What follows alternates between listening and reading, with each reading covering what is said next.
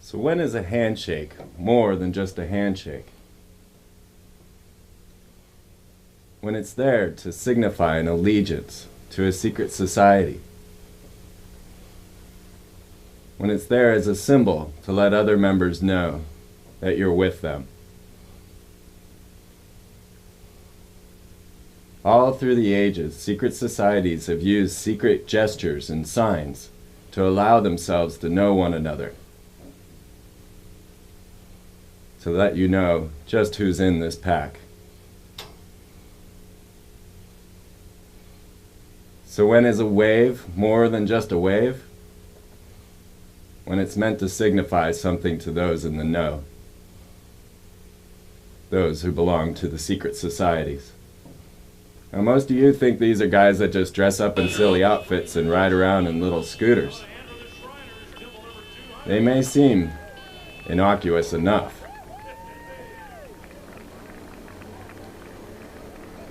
but Texe Mars has compiled all the information to let us know the secret hidden codes of the Illuminati and to show us that it's not all fun and games. Well, welcome, Texe. Well, thank you very much, Freeman. It's great to be with you. It is great to have you. And I know you're having a great impact in this area. In fact, on the internet and so forth, all throughout America, people are beginning to talk about the Freeman Perspective, so I'm glad to be here. Well, thank you. Thank you. Well, if a picture's worth 1,000 words, 1,000 pictures is worth what? Well, yeah, a magnitude. And I do have over 1,000 pictures in my new book, Codex Magica. Many of them are incredible pictures from ancient manuals and textbooks of the occult, going all the way back to pagan mystery Babylon. But of course, we have the incredible numbers of politicians, financiers, bankers, entertainers, probably the elite of this world who we have, well, let's just face it, Freeman, we have caught them in what is basically an occult ritual, and it's sort of a we're in your face type of thing. Absolutely. They're taunting the American public and saying we can carry on occult rituals right before your eyes, and they're saying you, the public, are so stupid and so ignorant you won't even know what we're doing. And that's why I'm glad we're going to inform some people, and they're going to discover what is going on before their very eyes, and we're going to expose, well, let's just put it in an old Texas term, these rascals. Yes, absolutely. Well, I have gathered together a few hundred images here for us to look at and talk about. Well, great. And, great. I opened it here with them giving a sign and the salute, because you opened your book with the salute in your military career. Well, Freeman, you know, there's certainly nothing wrong with a military salute, and as an Air Force officer myself, thousands of times I saluted, and it's a sign of a greeting. It's a sign of, well, it's in a sense, it's a sign of superiority, officer over enlisted too, and of camaraderie. But I also noticed this, that there are many people who make the salute in a different way. You know, some very crisp and military-oriented, and some sort of lackadaisical. But you know, when a salute is a salute, regardless of, you know, this or that, or, you know, the various forms of it. And so in this book, I tried not to be dogmatic. I understand that in the process of talking and interacting in daily life, that our hands may end up in funny places. And so I don't want to stretch facts, but what we're going to see, I know, in this series of slides and images, we're going to see hand signs quite often that are improbable. They're not by accident. They're designed on purpose. They are a form of occultic or satanic art. And, it's interesting, Marshall McLuhan, the famous Canadian who wrote about the media and how the media was able to brainwash people, he said something I thought was interesting. In one sentence, he stated, "The police state is now a work of art." Absolutely. And I think that's a fascinating thing. Are we going into a police state? And you're showing some things here, the Nazis and others. We see various hand salutes. There's Arnold Schwarzenegger. Surely he's not giving the Nazi salute, is he, Freeman? Well, he loves the Nazis, and his father was SS, and yes. he wants to be dictator of the world. He did say it. The only difference that I see between Hitler giving his salute and Ashcroft and Bush and Billy Graham is that they're smiling. Well, yeah, and smile they should. After all, look at the success that they're able to. You take Graham, of course. In 1966, he was at the House of the Temple for the 33rd degree initiation ceremony. And this was reported to me by Jim Shaw, who went on to renounce Freemasonry. He was initiated as a 33rd degree Mason. So Billy Graham is a high-level member of a secret society. This is how Billy Graham became famous. This is they make these people through PR. They own the media, and they're able to manufacture personalities. They absolutely. I see this, and I see it over and over again. And we're going to cover so many of these people to see how they create these type of mindsets. That's really what it is. It's a mindset that people are being placed into. And so now we're seeing open Satanism around us all over the place. That's what it is. It is a form of Satanism. Now remember, people in many of the secret, well, there's an example right there. Pat Robertson, you see that as a very irregular. People don't pose for a picture with their hand looking like a claw. Right. And of course this has to do with the one of the Masonic signs in which he's basically saying that if I divulge the secrets of the order, may my breast be torn out and put on top of a steeple and the vultures tear at it and all. So he has taken a hideous, just grotesque oath in his Freemasonry, and so this is the sign. Now, interesting, that very photo was placed on the cover of Time magazine when Pat Robertson of the 700 Club ran for president of the United States. Wow. As a sign to all those out there, I'm one of you, and ha ha ha, aren't we putting one over on the public? But you can see we'll go to the next the look on his face, and you see the claw. I call it the claw, but actually it's the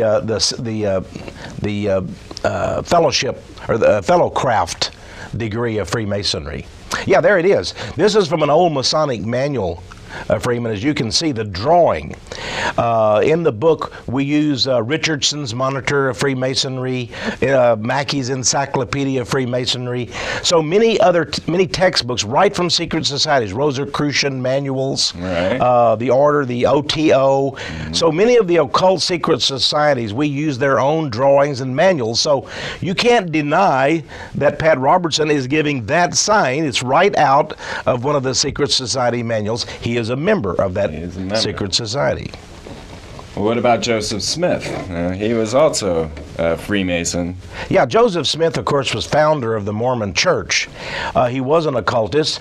And you see some of the members of the Mormon Church with their little Masonic-like aprons on in their various ceremonies, and they're giving the same hand signals and body gestures as you will find in the various Masonic orders, because Joseph Smith and the boys were all Masons. If you go back in history and you research the first Masonic temple, for example, in Novo, Illinois, you'll see all kind of Masonic sun signs, moon signs, because they worship these various astrological deities. And this was the early Mormon church. And of course, much of it is now hidden underground by the LDS or Mormon church. But we did see some of the exact hand signals of the Mormons. And now each of these signs are a penal sign. discussing that they, will cut their own throat, rip out their tongue, or cut out their bowels and hang it in there. Exactly. And everything you said is absolutely true. Now I'm a Christian, and the Bible says that we're not to take oaths, especially these hideous oaths. And of course, it's interesting, all of the disciples and Jesus himself said that they did nothing in secret. Right. Everything they did was in the open. We as Americans should demand this of our leaders, that they do nothing in secret. Everything should be in the open in a free and democratic country. Absolutely. But we're dealing with an order of death. Yeah. We see this. This is probably in Germany, the Death's Head Corps of the Gestapo and so forth. And of course, the Death's Head has been barred by the Order of Skull and Bones as one of their symbols, as you know, with John Kerry being a member, right. Senator John Kerry, and George W. Bush, and his father as well. So here we have an occult brotherhood of death right here in America at Yale University. 15 young men, only the elite. I mean, if you or I went to Yale University, even if we could afford to get in, and we had the influence to get in, we're not going to be able to join. We're not going to be tapped, as they call it, for the Order of Skull and Bones, and live in the tomb next to a cemetery. That's where they live. They live adjacent to a cemetery for their senior year, and they're sort of outfitted and prepared for the world, and then they become the high-level executives. And that's why George W. Bush, when he ran for governor of the state of Texas, he had no opposition. No. The minute he chose to run, the Bush dynasty went into operation, and all the other people said, we don't want any part of that. We don't want to make the Bush dynasty mad at us. So these people have favored lives, you see. And knowing this crew, I really believe that H.W. would have used some ritual and also psychological warfare on his own child to bring him up in a particular... Oh, absolutely. I'm sure of that. Many of these people have all kinds of rituals and requirements.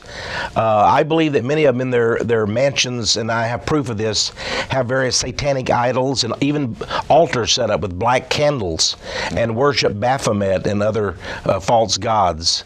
Well, and it's so incredible because we see them, Bill Clinton, he takes his Bible in hand, he walks over to a Methodist church down the street from the White House when he was in office on Easter Sunday, right after, of course, he had sex with Monica Lewinsky in the Oval Office. He goes to church. But in fact, these people are members of the Bohemian Grove, the Order of Skull and Bones, and they do various hand signs, have various rituals, and they're not at all Christians. Not at all. Not even close. See, I found this picture of Jesus giving a hand sign. There was an article about Jesus being a Freemason, and they. Oh, is that right? But we know, of course, that the Templars and the Masons have a large deal to do with building cathedrals. They do, because there's such a thing as occult or sacred architecture. Yes. And I noticed on the intro to this program a tremendous job you did showing some of the buildings even in downtown Austin with some various messages embedded in the very architecture. Yes. Of these buildings. So it's interesting, if Satan is prince of the power of the air, a demon, if you will, a devil, then is he not flying in the skies above, sometime looking down and saying, isn't it wonderful? The world is patterned after my design. And the Masons, of course, call themselves, they say they worship the grand architect of the universe. Yeah, here's the Pope. Notice the Pope John Paul II, Freeman, behind him is an upside-down cross. Yes. Well, isn't that what Anton LaVey and the Church of Satan had? Yeah. Upside-down crosses. Is that not a symbol? That's not a mistake. He has cardinals, he has advanced men, he has front men. They arrange the altars and the thrones and all these things. So he doesn't just go in there and they've made a mistake and they put the cross upside down by accident, you see. Well, that takes us to their God. They are finally informed later on. Well, here we have the secret hand sign of Jabalon. Oh, yes. Now, that's an interesting one. Remember Napoleon? Yes. I don't know if you have a picture of old Napoleon. Sure. Yeah, it's interesting. You put your hand like this. There's George Washington. Regrettably, George Washington was a member of this group. And, I used to see Napoleon giving this sign, and I said, well, maybe there he is. And you see that in all the famous paintings of Napoleon. And Freeman, as a young boy, I said, well, maybe his hand was cold. Yeah. He's trying to, he should have had a better jacket than that. Look, it's too small for him. But in fact, of course, this is a Freemasonic sign. It's I call it the hidden hand of the god Jabulon. Jabulon. And that is the Masonic god. And it's a combined god of Jehovah and Baal, who is the devil in the Bible, and On, another name for the Egyptian sun god. And so they have this unholy witches brew combination, and higher level Masons are told this is the god you worship, Jabulon. Jabulon. Oh, there is one of the Masonic symbols, and as you can see, you have a triangle, the unholy trinity of the devil, and you have the eternal circle, the satanic boast that he will reign forever. And there you have Jah, meaning Jehovah. But in an unholy mixture, he's mixed with the bull, you might say, or Baal. And the Bible mentions that Baal is indeed one of the ancient Canaanite fire gods, which is the devil. And then you have On, or On, which is the name of a city in Egypt wherein they worshipped the great sun god. And of course, his all-seeing eye is on our dollar bill. Yes. So how did that get there? Well, there's another story behind that. Well, we're going to get to all of that. This is the Tau sign. Go to the next shot there. And here again this is the highest sign of Royal Arch Freemasonry. Well, now there we have something that would appear to be from the Bible, because the Old Testament talks about the serpent being put up on a cross, and anyone who looked upon it was healed. But of course, in the occult, then they make the serpent to be holy. Yes, they do. They're in their own works. In their own works, and that's why the cover of my book, Codex Magica, has this Ouroboros serpent swallowing his own tail, which maybe we can talk about. Yeah. Hey, here you've got an image of Aleister Crowley, the great, I call him great, he was really infamous, right, a British Satanist. And L. Ron Hubbard went and studied under this British Satanist and founded Scientology. But here, look at the symbols of his hands, and the sun, radiant sun with a triangle on the headgear. Absolutely a Satanist. He would carve satanic images in the breast and the chest area of his women. He had a harem.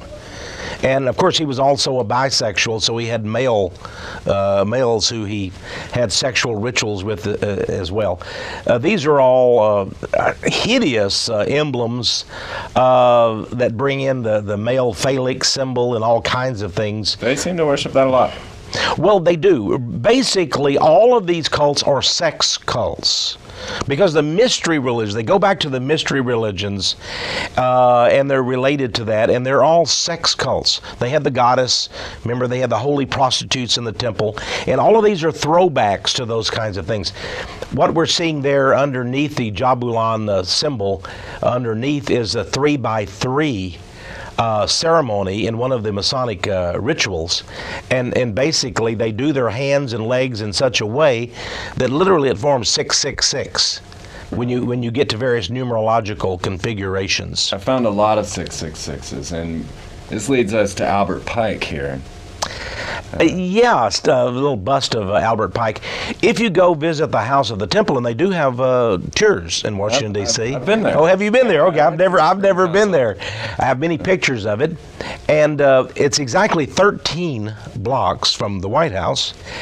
Albert Pike was a Confederate war general. Now, in Texas, the NAACP and other agencies are demanding that we take down any monuments or statues having anything to do with the Confederacy. If your school is named Robert E. Lee High School, change it. We want no vestiges of the old Confederacy. But isn't it interesting that Jesse Jackson, who's a 33rd degree Mason, Colin Powell, who's a 33rd degree Mason, have no problem with this man we saw, not this picture, but the one before, the bust of Albert Pike, who was a Confederate war general, who was wanted as a war criminal by Abraham Lincoln. And his statue today sits in front of the Justice Department. in Washington, D.C. on public land taken care of by the U.S. Park Service. Right. And he's a 33rd degree Mason, a Confederate war general, a war criminal. And a capitalist. Exactly. And so, but it's amazing. His tomb, meaning his body, is interred, the bones, inside the house of the temple. Yes. The international headquarters of Scottish Rite Freemasonry When I in was Washington, there, D.C. she told me, she says, now this place is haunted. Oh, it's haunted. And I said, I'm not surprised. Oh, yeah. They took me around and they brought me to the Albert Pike room. Oh, Now, they had told me you're not allowed to be alone anywhere, right? Well, she left us alone there. And she's like, I'll be right back. Who's your grandfather? And she went and got my grandfather's membership card and then gave me a copy of Morals and Dogma and the glossary to Morals and Dogma. Well, I'll be. And, they found out that my family were all related. Yeah, and they thought well, this guy could be one of us. You had Go back to real quick. Yeah, you had a picture of Karl Marx. Hey, I want to talk a little about the beard. We've got Albert Pike and the beard. Oh, yes. Now we got Karl Marx doing the whole secret sign of Babylon. The beard, of course, many bearded men out there will get angry at us, and I don't mean to cast any aspersions on bearded men, but it is true that back in the 1800s, a satanic sect began, and one of the signs of it was heavy beards like this. It was often called the League of Just Men. But of course, they were not just at all. They were evil Satan worshipers. And Karl Marx was indeed a satanic priest. Now you see him here with his right hand in the coat. He is giving the hidden hand of the sign of Jabulon. So that shows that he knew that the false god he worshiped was not God at all. He was Jewish, of course. His father, his grandfather, had been a Jewish rabbi, but he renounced even that faith and then became a Satanist. And one of his he also tried to become a poet, but he wasn't very successful.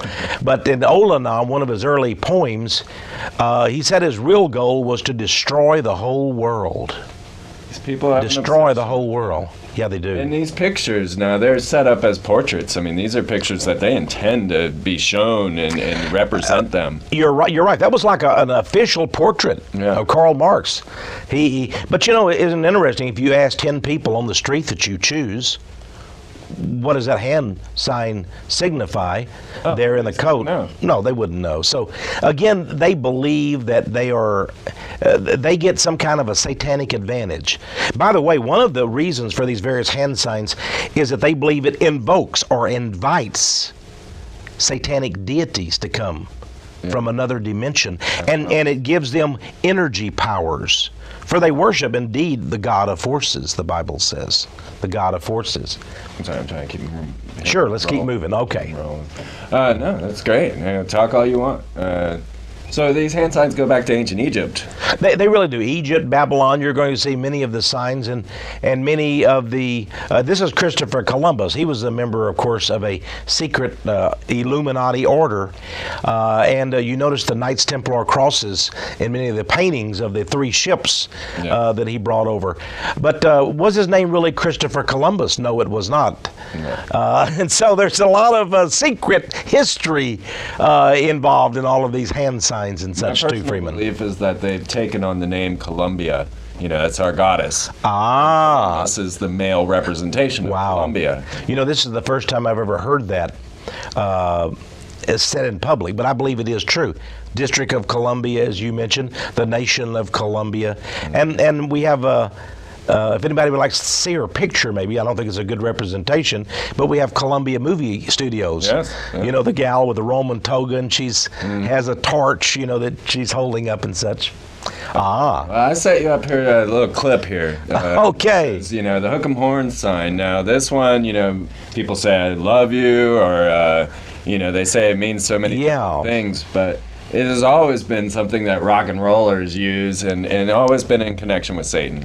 It has. At first, when you had the really deep, back in the 80s and early 90s especially, and 70s, the heavy metal satanic rock people, that's when it really began. And Ozzy Osbourne, I remember one of the concerts, I never went to him, but I read that he actually had an altar call for the devil and said, come forward and worship the devil and give your life to the devil. And all the kids would be doing this kind of sign. Now, I I look at an ignorance factor here. Right. And I give people, I'm not saying that everybody that does that sign is a Satanist. And of course, what we just saw was the University of Texas sign and the Longhorn sign. And I'm not at all impugning the integrity of Texas Longhorn fans. I'm one myself. But here again, we have a sign that can be used for good, just to indicate the Texas Longhorn football team, or for evil. Well, open witchcraft. I mean, we practice witchcraft openly these days. Roll this clip here, Shag. And we have Matthew McConaughey, who, for A&M. I need some thought here. You got to put a lot of thought into this hex because it's really powerful, or we wouldn't be up here doing this with these red candles, right? We don't even like red. The tradition of the hex, lighting a red candle, goes back to the 1940s. The truth is, A&M was killing UT for a number of years in a row, and a couple of students decided to go to a palm reader. So they hired a local witch to put a hex on. She said light red candles and keep them burning. And we broke their curse in their undefeated season, 21-0. Ever since then, Texas kicked the crap out of A&M. and on this 64th anniversary of Madam Hippel's spell, these hexers mean business.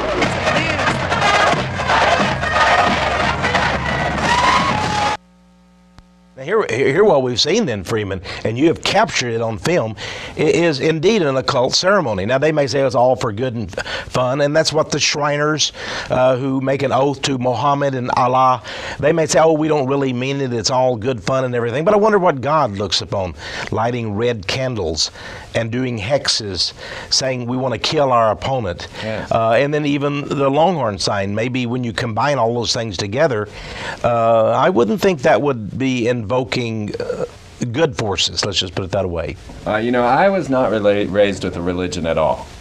But I have conclusively proven to myself that Satan rules this planet. Mm-hmm. So many things. I've done the corporate logos. I've looked into Columbia and her connections to Lucifer. All of these things show me constantly that our leaders are Satanists. Now, what you've said is a cardinal principle. The Bible itself says Satan is God, with a small g now, of this world. Right. Temporarily, for whatever reason, God is allowing him to reign. The book of Revelation says he's furious because he knows he has but a short time.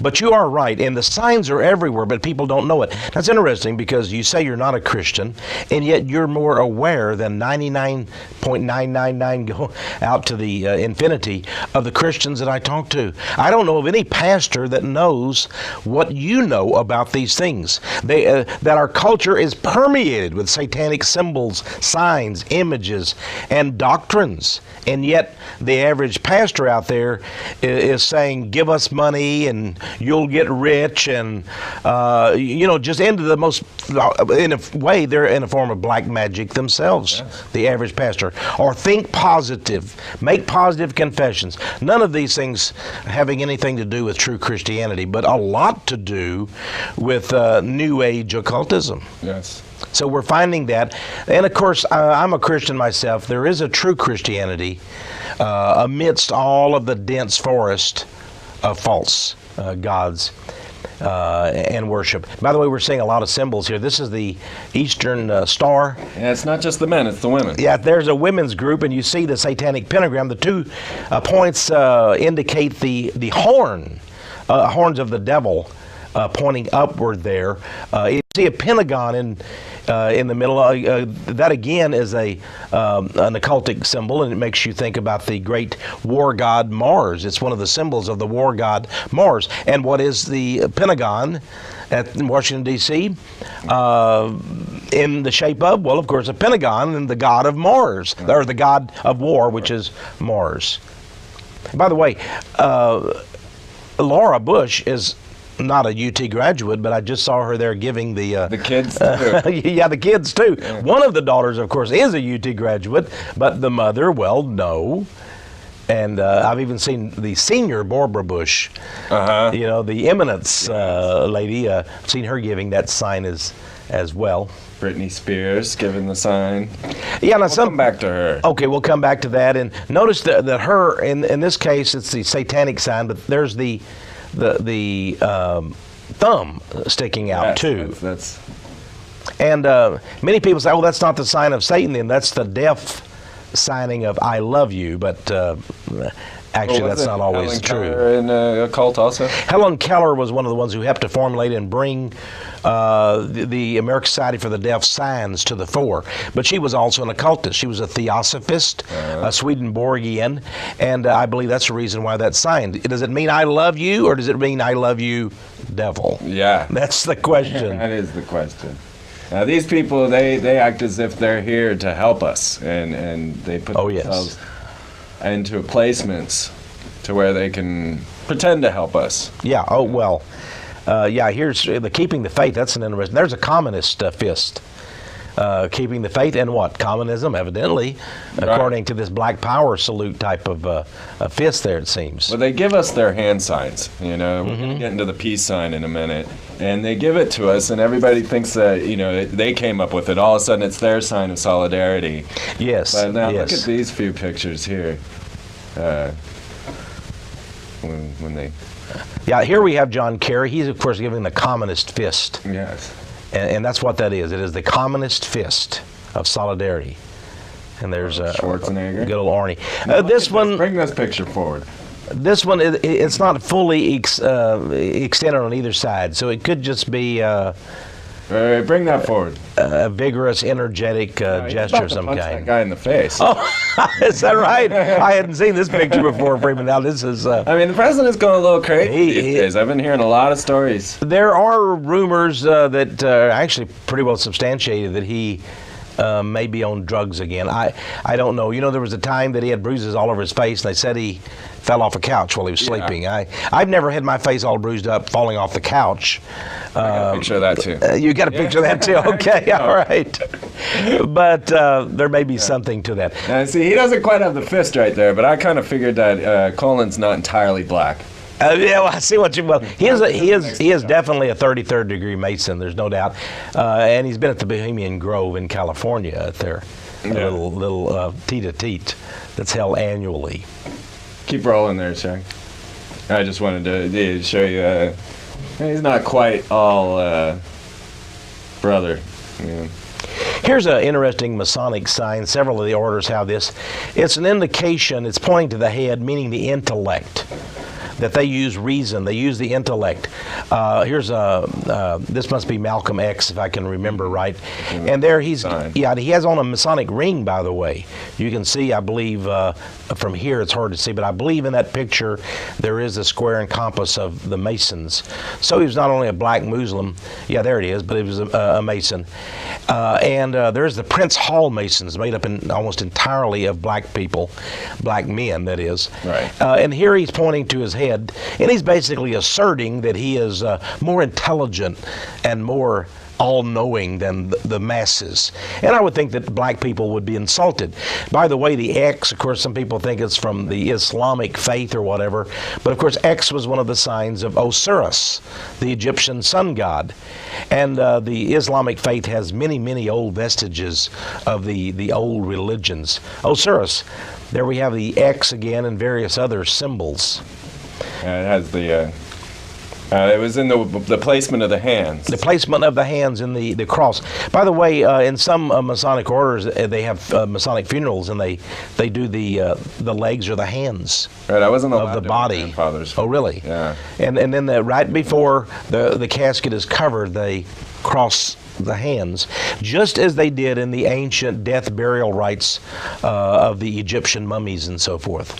So here again they hearken all the way back to the ancient mystery religions, and yet many of these people have the gall to call themselves Christians. Now there's Stephen King doing the X. And that last mummy actually was Ramses, who is one of George Bush's descendants. Oh, it could be. According to David Icke. Oh, really? So David Icke. I didn't know about that. That's one of George Bush's relatives, right there. Well, yeah. According to David Icke. Yeah. I thought you meant that the brain power was exactly the same at this moment in time. I didn't know what you were referring to.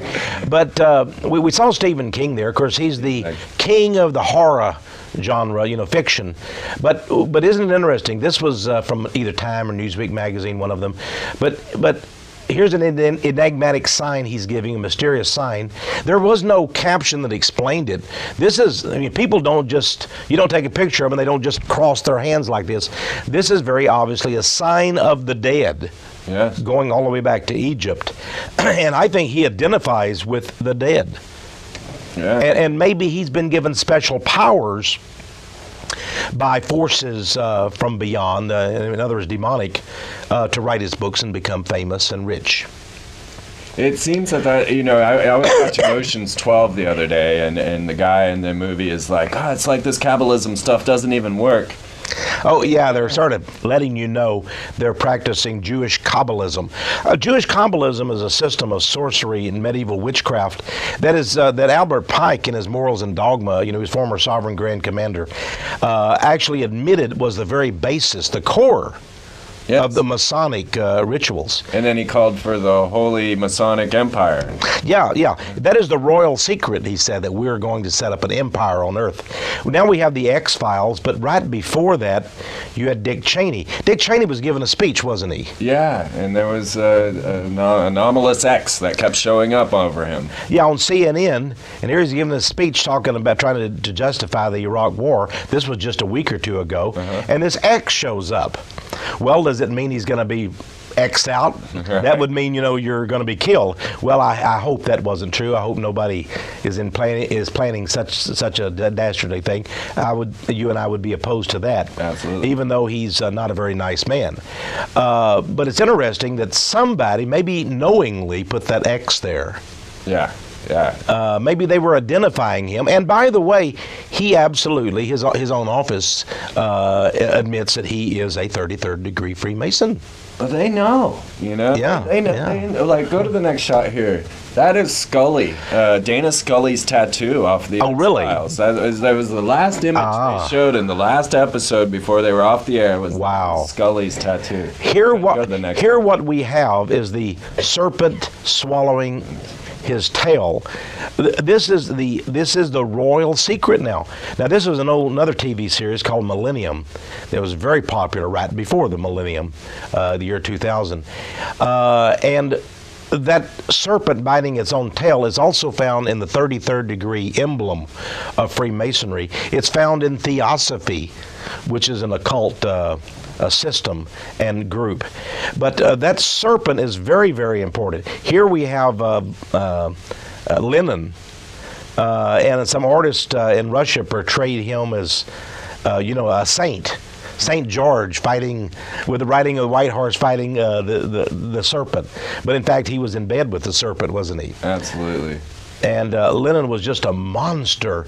And tens of millions of people were purged, sent to the Soviet gulags because of the horror, the Red Terror by Lenin, who again was a Mason, a bisexual, and much worse. Yeah, the more you look into each of these people, you find evil. I mean, yeah, you do. You do. Now, this is not a person. Interesting. This is a corporate logo. This is Lucent Technologies. But notice the striking similarity with the Ouroboros serpent biting its own tail, which is the supreme symbol of Satanism.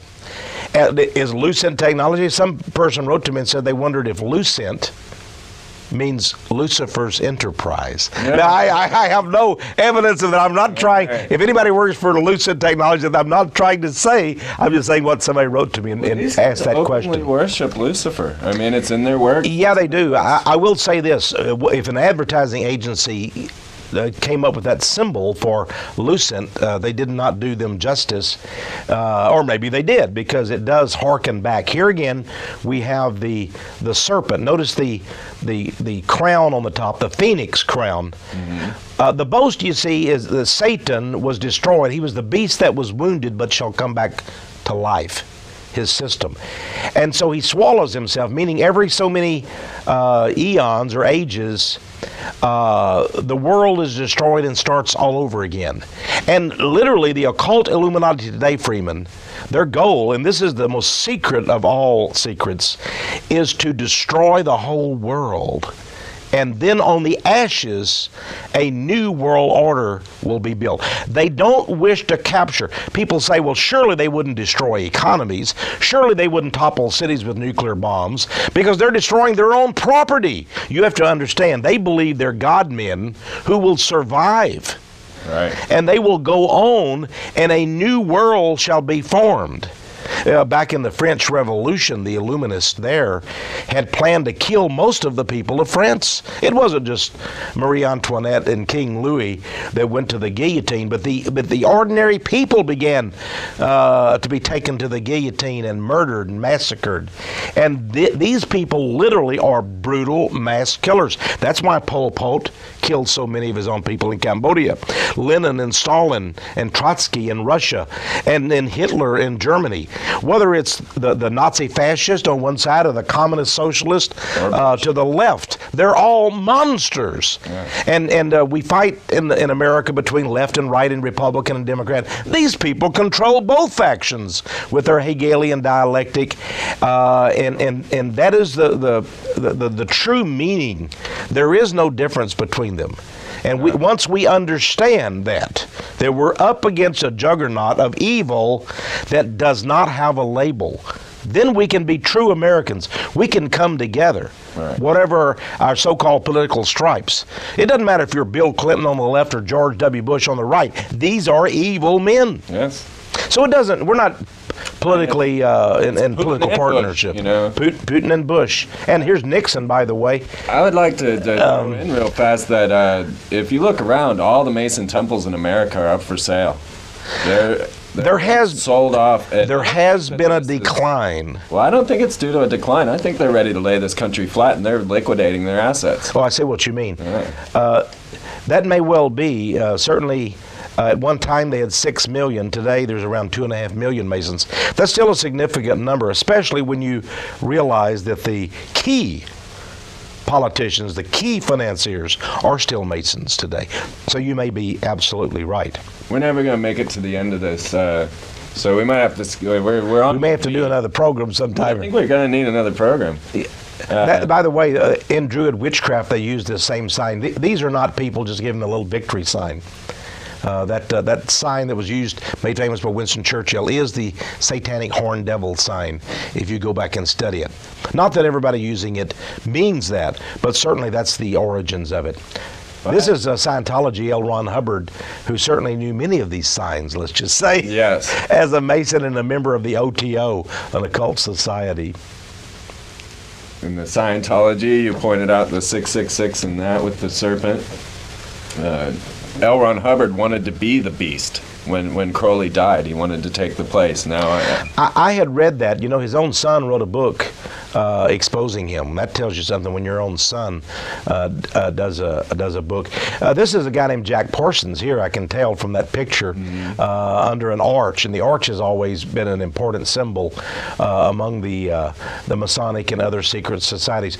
Jack Parsons was the guy who invented. He was a brilliant scientist, and the NASA space program recognizes him as one of the greatest rocket scientists ever. He invented the solid fuel for the rocket program. We wouldn't have the space program had it not been for him. He was also a satanic high priest who conducted sexual rituals, and here's a drawing of him with his girlfriend, and they conducted rituals called Babylon working. Right. And they believed that through sexual rituals, this rocket scientist, Jack Parsons out in California, believed that they could have a child who would be the Antichrist. Right. And that would be their honor, they believed, to bring forth into the world the Antichrist as their child.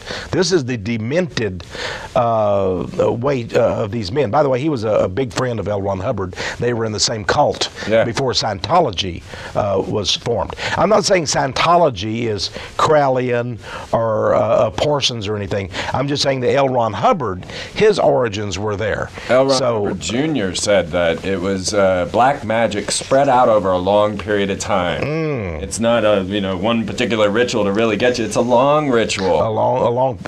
I think that all of these hand signs and everything collectively, cumulatively, are poisoning America. Michael Jackson, you always see him giving that sign. He knows what it is. He studied under a Jewish rabbi, studied the Jewish Kabbalah system of magic, and I think he must be a very deep occultist. We're almost to the rappers like to give that, and there's a lot of different. There's Ozzy Osbourne giving you can see right away that sign. He knows it's a sign of Satan. Now we have been the Mr. Spock. Everybody thought he just made that up, right? But actually, that is the one of the letters of the Jewish alphabet. So this is Jewish Kabbalah. This is magic. When he did this on Star Trek, he literally was causing every person who was viewing that program to become participant in a Jewish Kabbalistic ritual. That's called the letter Shin in the Jewish alphabet. So that wasn't something that the creators of Star Trek made up.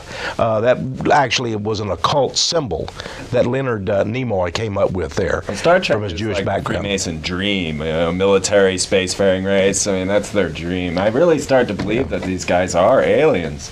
Yeah, the movie V, we're back to the V. The reptilian.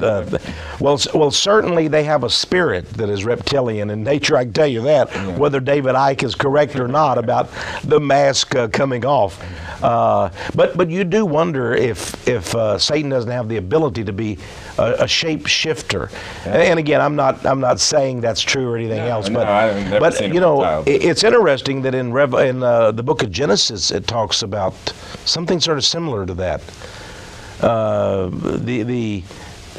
these aliens come forth and take as their wives the beautiful daughters of men and create a horrible new race on earth. So horrible that God destroyed the race with the flood of Noah. So that has some biblical significance. This is the Ra alien. They're a UFO cult.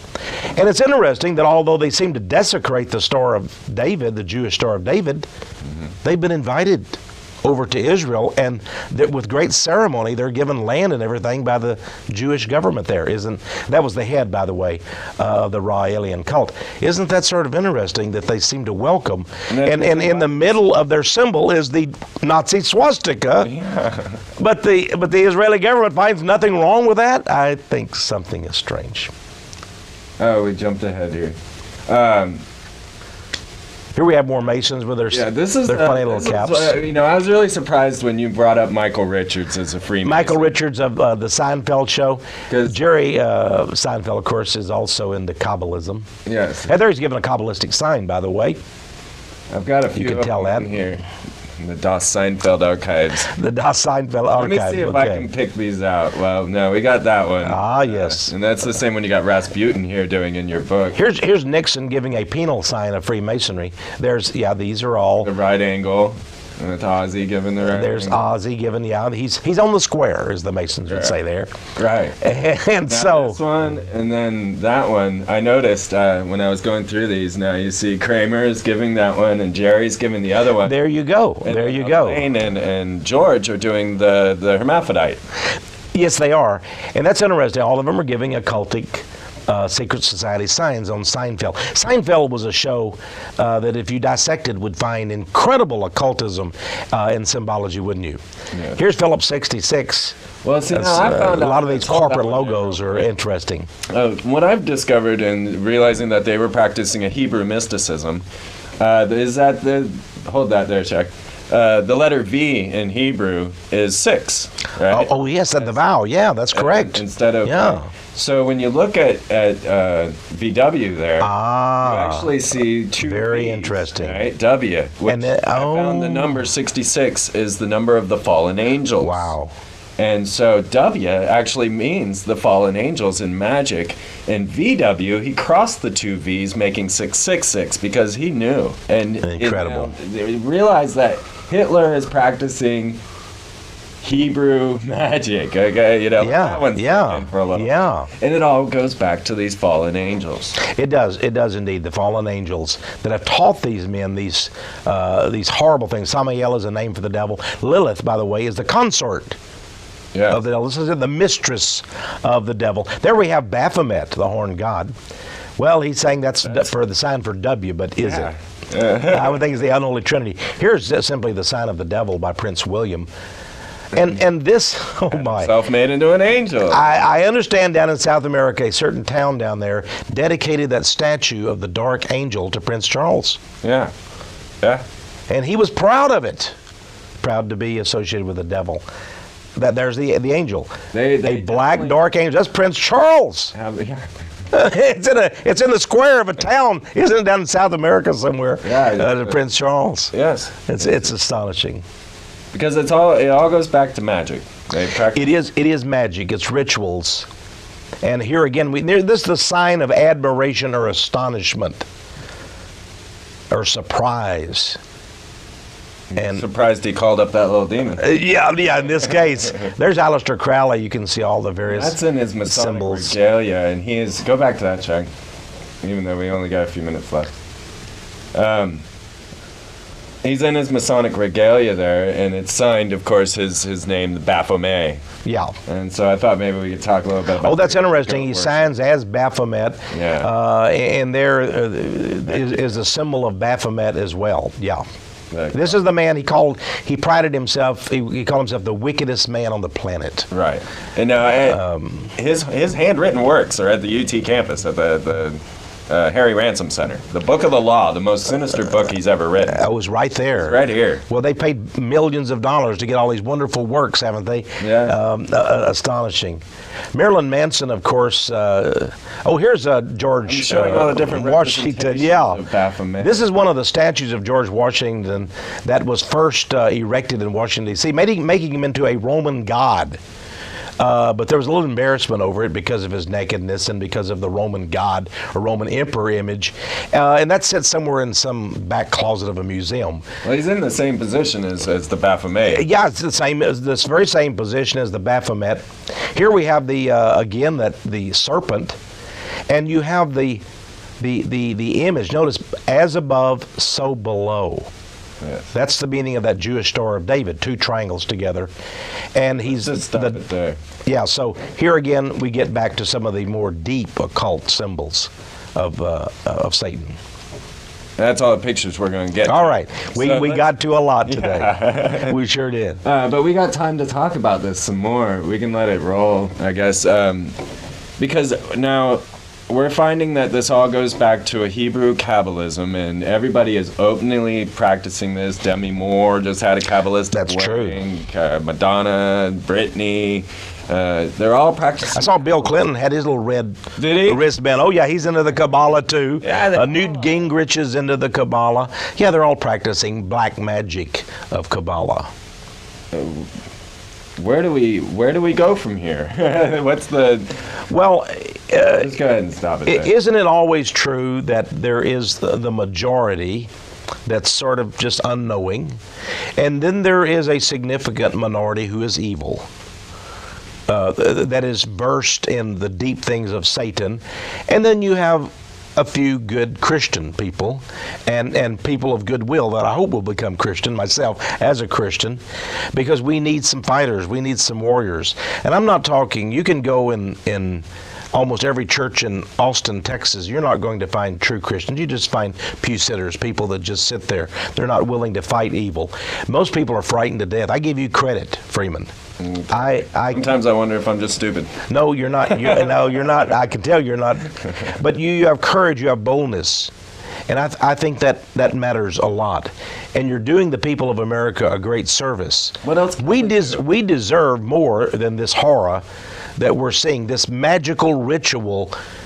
And you know the media, and ABC, NBC, CBS, CNN, the networks, and Time Magazine, Washington Post, all of the various news agencies, they're involved in this.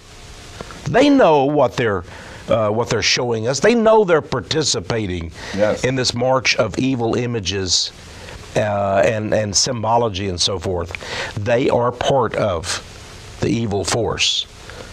But I want to assure people, though, these people are not going to win ultimately. They have great power. They can do great damage. But I don't believe ultimately they're going to win. I believe truth has its own reward and it has its own great power.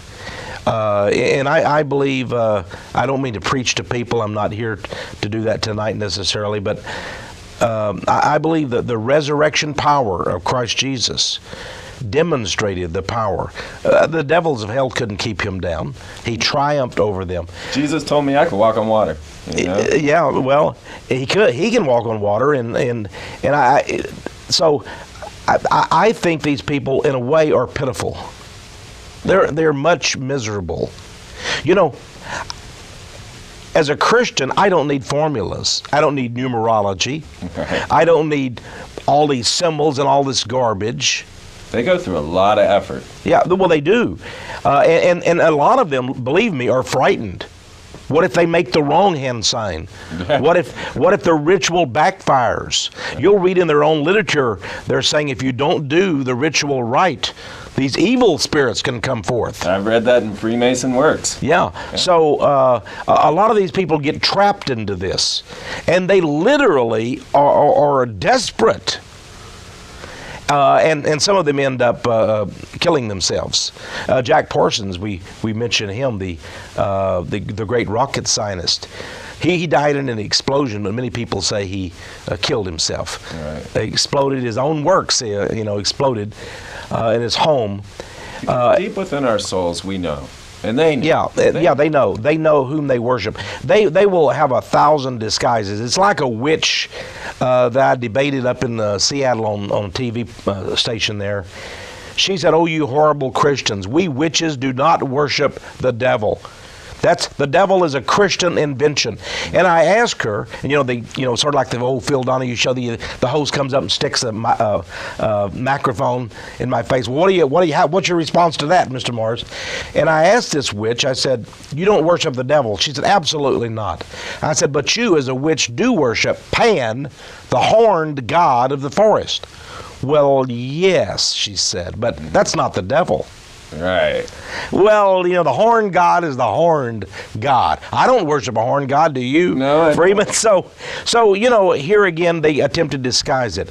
In one of the Masonic books I was reading by 33rd degree Mason John Robinson, A Pilgrim's Path, that was published by a Masonic publishing house, he says, "Well, we don't worship Lucifer. We don't even believe in Lucifer." Yeah. Lucifer's not the devil. Lucifer's a good angel. Right. He was the solar angel, the sun angel. And you Christians have it all mixed up. Lucifer is not the devil. Right. So they're setting up people so that when people do find out who they're really worshiping, they say, "But that's not the devil. Lucifer isn't the devil. He's a good angel." I sent a friend of mine one of my videos, and I've got a 3-hour video now, and you saw it. And he went and joined the Masons the next month. Well, maybe he wanted to get a bit of that magic. Maybe he wanted to partake of that supernaturalism. But I want to warn people, you don't get something for nothing. I can't tell you how many people have committed suicide after dabbling with these things. I'm not trying people. If you want names, by the way, read my book, Ravaged by the New Age. You'll have names of a number of Satanists and others who killed themselves and actually killed others too.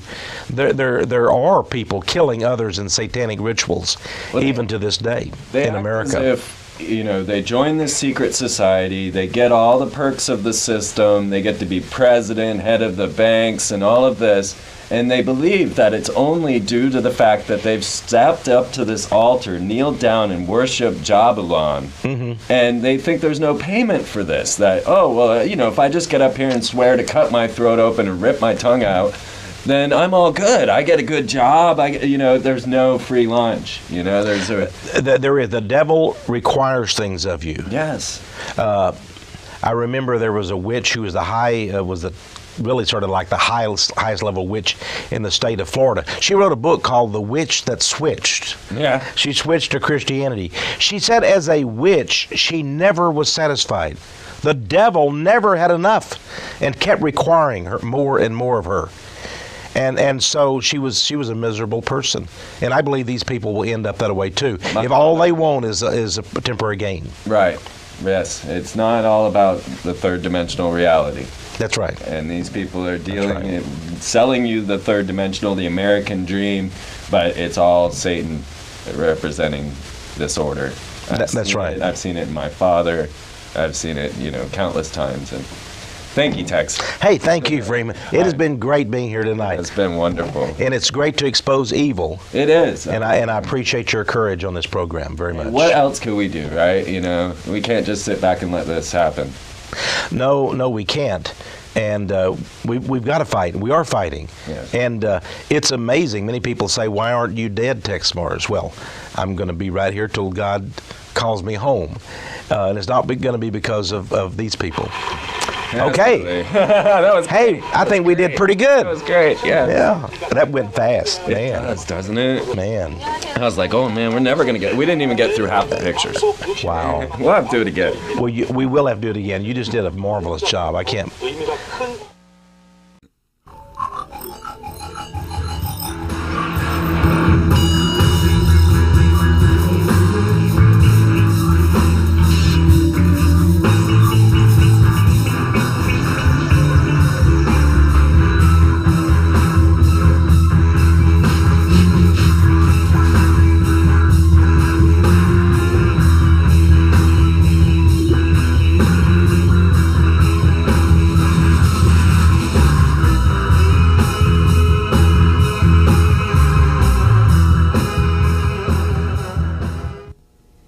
Hello, and welcome to the Freeman Perspective. We have a great show planned for you today. Got Texe Mars with you once again. This is going to be a good one. We didn't make it through all of our pictures last time, and so I decided to reorganize this, and we'll finish off those images. We got a lot of good stuff to talk about. Well, I tell you, you had so many pictures last time. The depth of research is just incredible that you've done, Freeman. And I want to compliment you on that. It took me 5 years to put my new book out, Codex Magica, so I well understand the incredible discipline and work that it takes. It does. You had an astonishing array of pictures and photos, and each one of those means something. There's a whole message being sent out by images now, and people, I believe, I don't know if you agree with me on this, I think you do, but people, their minds are literally being programmed. Definitely. Controlled, mesmerized. There is a form of hypnotism. And I believe the people doing it, some of the chief elite in the whole world, literally are occult magicians. Absolutely. I mean, right from the get-go, ABC, NBC, and CBS, those are all Kabbalistic symbols. Yes, they are. They are AOL. AOL. Yeah, the whole field of corporate logos. Hold that there, Shag. Now, Hooters, I'm not so sure about Hooters having any occult significance, but maybe the audience might like it. Well, go back an image there, Shag. Decoration. Well, they are given a sign with their hand. Yeah, I talked them into that. Yeah, okay. Because if you see, the Olympic symbol, I wasn't really planning on, it was the next one, but the Olympic symbol, of course, is the 5 rings of Venus, and put on there by Hitler.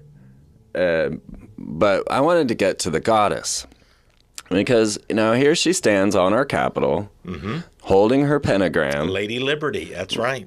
Texas Capitol, huh? Well, and our U.S. Capitol, too. Right. There's a different form of this same goddess. Exactly. If she is the chief patroness, spiritual guide, let's say, of Texas, then she must also be the one that we must look to, adore, venerate, honor, and maybe worship in Washington, D.C. Yes. So she is an important, and yet if you go out on the streets of Austin, if you go down Congress Avenue, or any street in America, of any city, and ask 10 people, what does the goddess on top of that Capitol building signify? They would have no answer for you. None.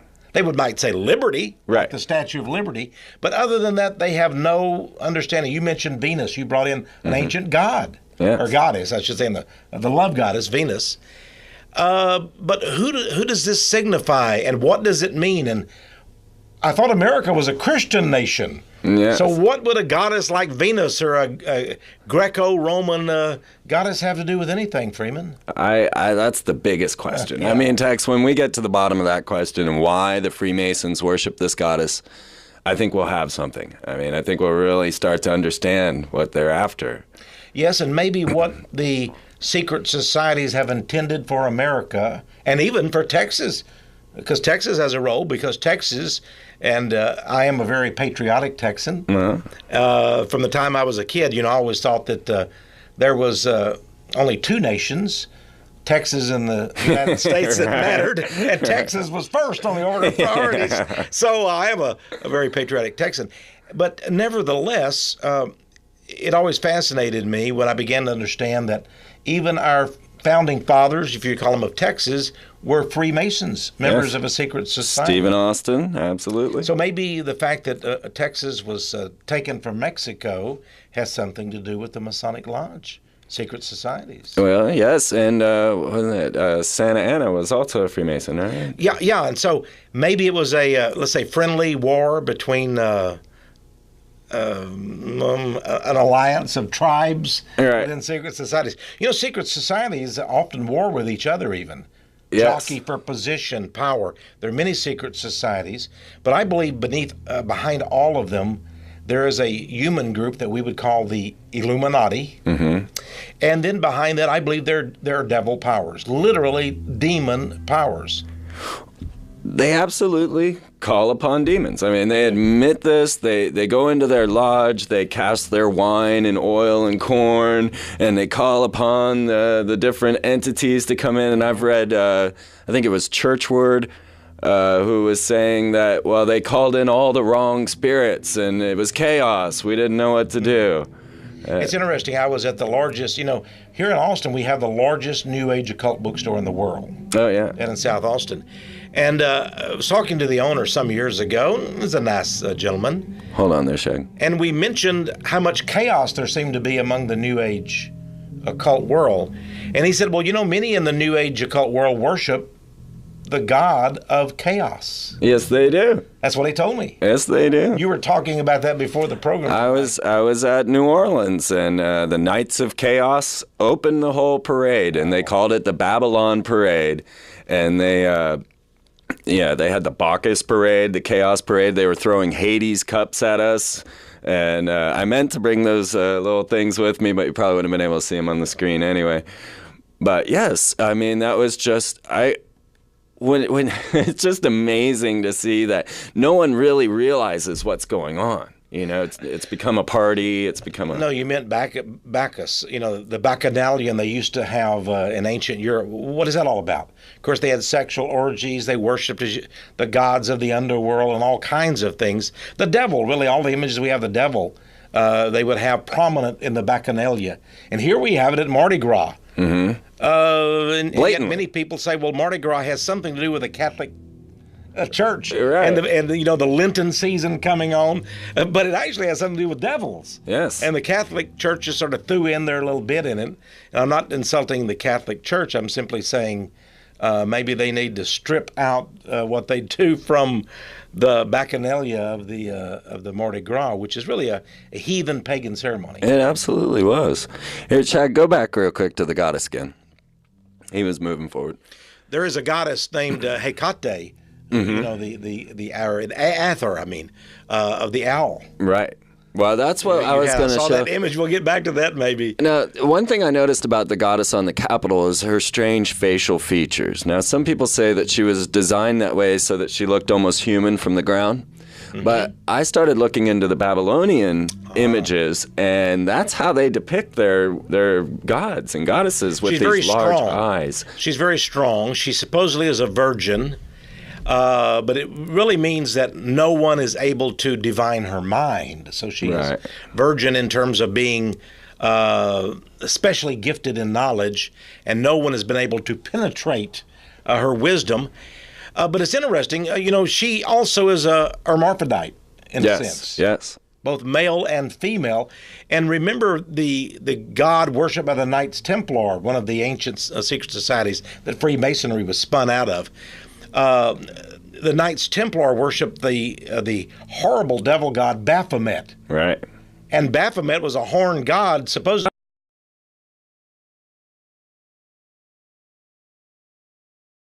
Facial features here You're absolutely right, Freeman, are masculine. And they're very Babylonian also. And in Washington, D.C., we have the goddess in her warrior garb and headdress. Native American, it seems. Yeah, almost Native American, because there are feathers in their headdress. Yeah. Now, at the Parthenon, I don't know if you have anything on the Parthenon. No. In Nashville, Tennessee, they have a great statue of the goddess. Athena. Yes. Yeah, Athena. She was the goddess of wisdom. We go back now to the owl. Right. Now, that's why I threw this picture of the Hooters girls in there. You the see? Hooters. Yes. Oh, now I get the connection. I tell you, it takes a wise guy to get the connections. Yeah, they're subtle. Yeah. Okay, now we can move on. I never realized that, the Hooters. Yes. Oh, there's more than... And the feminine thing. I know it's their breast they're talking about. I assume it is. But there's the owl. Wow. And of course, I caught this shot right there with the moon. That's the full moon hanging out over the pyramid. Isn't that something? And of course, she's a lunar deity. Now, this is the building in downtown Austin. Yes. Wow. The Frost Bank, which of course is surrounded by pentagrams. The whole base of the building has pentagrams all around the base. Oh, wow. Inverted and right side up. It doesn't, both of them. You know, throughout the world, there are satanic architecture. They're monuments. Mm-hmm. Stony Beast is what we could call them. Yeah. Here's a Stony Beast right here in Austin, Texas. And then we have this symbol here. And I can't remember. Now, there is the Bohemian Grove. This could be theirs. That is. Okay, that's the Bohemian Grove. Okay, go on. The secret society out in California that meets once a year. And mainly, you know, they have the various sects. And the Republicans seem to gravitate to the Bohemian Grove. But then there's so many other different secret I just societies. learned that a great number of the Grateful Dead are also members of the Bohemian Grove. But on the other hand, Senator or Vice President Al Gore says that the Grateful Dead were his favorite group. Oh, I bet. And I have a picture of Albert Gore wearing one of their ties. That Jerry Garcia, the lead guy of the Grateful Dead, designed. Right. They had the ties that cost a lot of money. And of course, they were originally called the Grateful Dead concerts. Albert Gore. Now he's a Democrat, so it is true. Not a dime's worth of difference between the. No. Now originally they were called the Warlocks. Oh, the Warlocks. Yeah. Oh, so witches. Yes. It's interesting, though. We now know for sure from declassified Central Intelligence Agency documents that Jerry Garcia was working for the CIA. Absolutely. Spreading all this LSD and drugs to everybody, encouraging the kids to think about necromancy and communication with the dead, promoting the drug revolution. He was a CIA operative. Yes. Isn't that an amazing thing? You know, so some people who worship Jerry Garcia, seems to be their anti-establishment. But he was par excellence establishment. People hate to hear that. What a deceit we have in America today. It is so subtle, and it's all around us. It's like, I mean, the Brotherhood is the filter that the stars rise up through. So here we have Demi Moore. And, of course, she was a rising star. Yeah. And she just had a Kabbalistic wedding. Yeah, she is a Kabbalist. And she's married to Ashton Kutcher, a Jewish Kabbalist. Well, you know, they had the Hollywood Oscars this week, and it was basically a Jewish festival. Right. And we're not talking about... It was. Yeah, it was. It's not... In fact, there's an article that I saw in Jerusalem Post that came out yesterday, and it said... They say we own Hollywood. We do. So what? That's a Jerusalem Post. Like, yeah, we own it now. We're finally willing to admit it. Well, how could they hide it? Well, they really can. You know, that Jon Stewart, who emceed the awards, was Jewish. Right. Sandra Bullock, bless her heart, and I love her. She's Jewish. So we have a Jewish festival. They own Hollywood. They've always owned it. A man named Gabler wrote a book some years ago, and Jews actually bought the book in great numbers. It was called An Empire of Their Own, How the Jews Took Over and Now Control Hollywood. Well, have a look at this clip. Play this clip, Shag. This is Madonna. The Material Girl. The Material Girl. And, you know, because she was such a whore, and then represents the Madonna, right? You know, she is. Oh, I see what you mean. She's the mother, epitome of the whore of Babylon. Yet it's a mocking of Mary. Exactly. Yeah, I see. Yeah, And her videos express that. Yes. I mean, we've got war, hell on There wheels. is always, it seems, something about to blow up around Madonna, which brings us to the latest controversy. Her new documentary, I'm Gonna Tell You a Secret. Clearly, her belief in Kabbalah, the study of Jewish mysticism, has deeply affected her. Is the young woman who once so publicly rejected the Catholic faith of her childhood now Jewish? You attend Jewish services now. Well, that's what some people think. I don't attend Jewish services. Straighten us out. Well, I hear the Torah, but I'm not Jewish, and nor have I converted to Judaism. I think I'm connecting to something that predates religion. Okay, hold it there. The Jews who are not Jews, you know, they openly admit they practice this Kabbalism. Hollywood's rife with it. But yeah, we're all left out of the loop, you know? What's going on, you know? Well, first of all, you have to ask yourself, what is the Kabbalah, the Jewish Kabbalah? It's spelled about 3 ways, but whichever way it's spelled, it means the same thing. Now, if we look at the Kabbalah, it's a system of sorcery, witchcraft, and magic.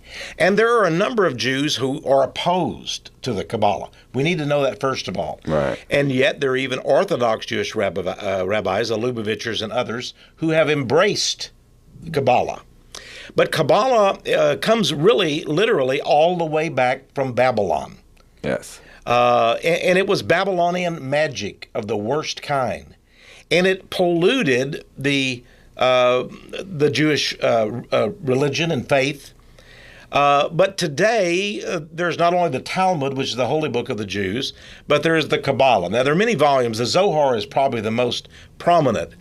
But what I want people to know, it is a combination of many occult disciplines, numerology, astrology, literally making the Hebrew alphabet into idols. And colors. There's even colors that make it. If you notice, she was wearing red. Mm-hmm. That's the primary color of the Kabbalah and also of the Whore of Babylon, according to the book of Revelation, the Bible, Revelation 17. Wait, go back. Now, Albert Pike, who was Sovereign Grand Commander of Freemasonry back in the Civil War, and he is actually recognized and honored by Freemasons around the world as the par excellence role model for all Masons. Mm-hmm. I see you have his book here. Yes, that was given to me at the Temple of the 33rd. Yeah, here we have Morals and Dogma, the classic textbook of Freemasonry. We have the double-headed eagle symbol on the front cover. I got some of that on there. Okay, now, Albert Pike said this about Freemasonry in this very book. He says that Freemasonry is based almost totally on the Kabbalah. Yes. Jewish magic. Yes. And many Jewish rabbis have admitted this, and they say that in all of the rituals of Freemasonry, you will find the Kabbalah, the system of magic of the Jews. For example, the 30th degree of Freemasonry is the Knights of Kadosh. Yes. And it involves skulls and black robes and a knight laying in a coffin speaking from the dead. Yes. And all of this turning to the god of the underworld, the gods of the underworld, is all related to Jewish Kabbalah because they believe in necromancy, communication with the dead. And they also believe that it is their goal as gods, once you become a Kabbalistic master, and they believe that in the last days, a Kabbalistic master will come upon the earth, and there will be a Jewish utopia, a new world order of the Jews, and all Gentiles who convert at least to Kabbalah. Now, they don't have to convert to Judaism. Right, as Madonna was saying. But they must go along with what are called the Noahide laws and be good Gentiles and go along with Kabbalah. And if they recognize that the Holy Spirit is the serpent, the great universal serpent, they actually believe the one swallowing his tail, the Ouroboros serpent, is the Holy Spirit. And by the way, that's also taught in the 32nd degree of Freemasonry, that is, the serpent is the Holy Spirit. And he is going to encircle the earth with his doctrine. and bring forth this great Kabbalistic master. We would call him the Antichrist in Christianity, to be honest.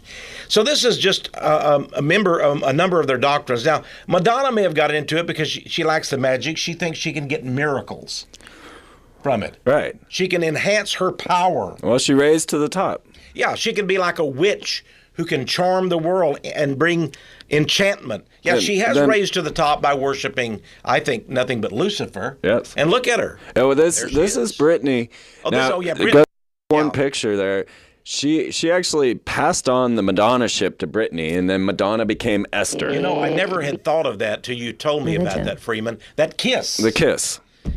Because in all of the Kabbalistic secret society rituals, they are based on a foundation of tantra or sexual ritual. Yes. And that's the meaning, by the way, of the G in Freemasonry. You have the square and the compass, and they're mounted on each other. Right. It's the male mounting the female, and they become as one. Right. So here we see a beginning of the sexual act on TV. Right. And notice also you have the wedding of white and black. Exactly, yes. Everything is done in a ritual here.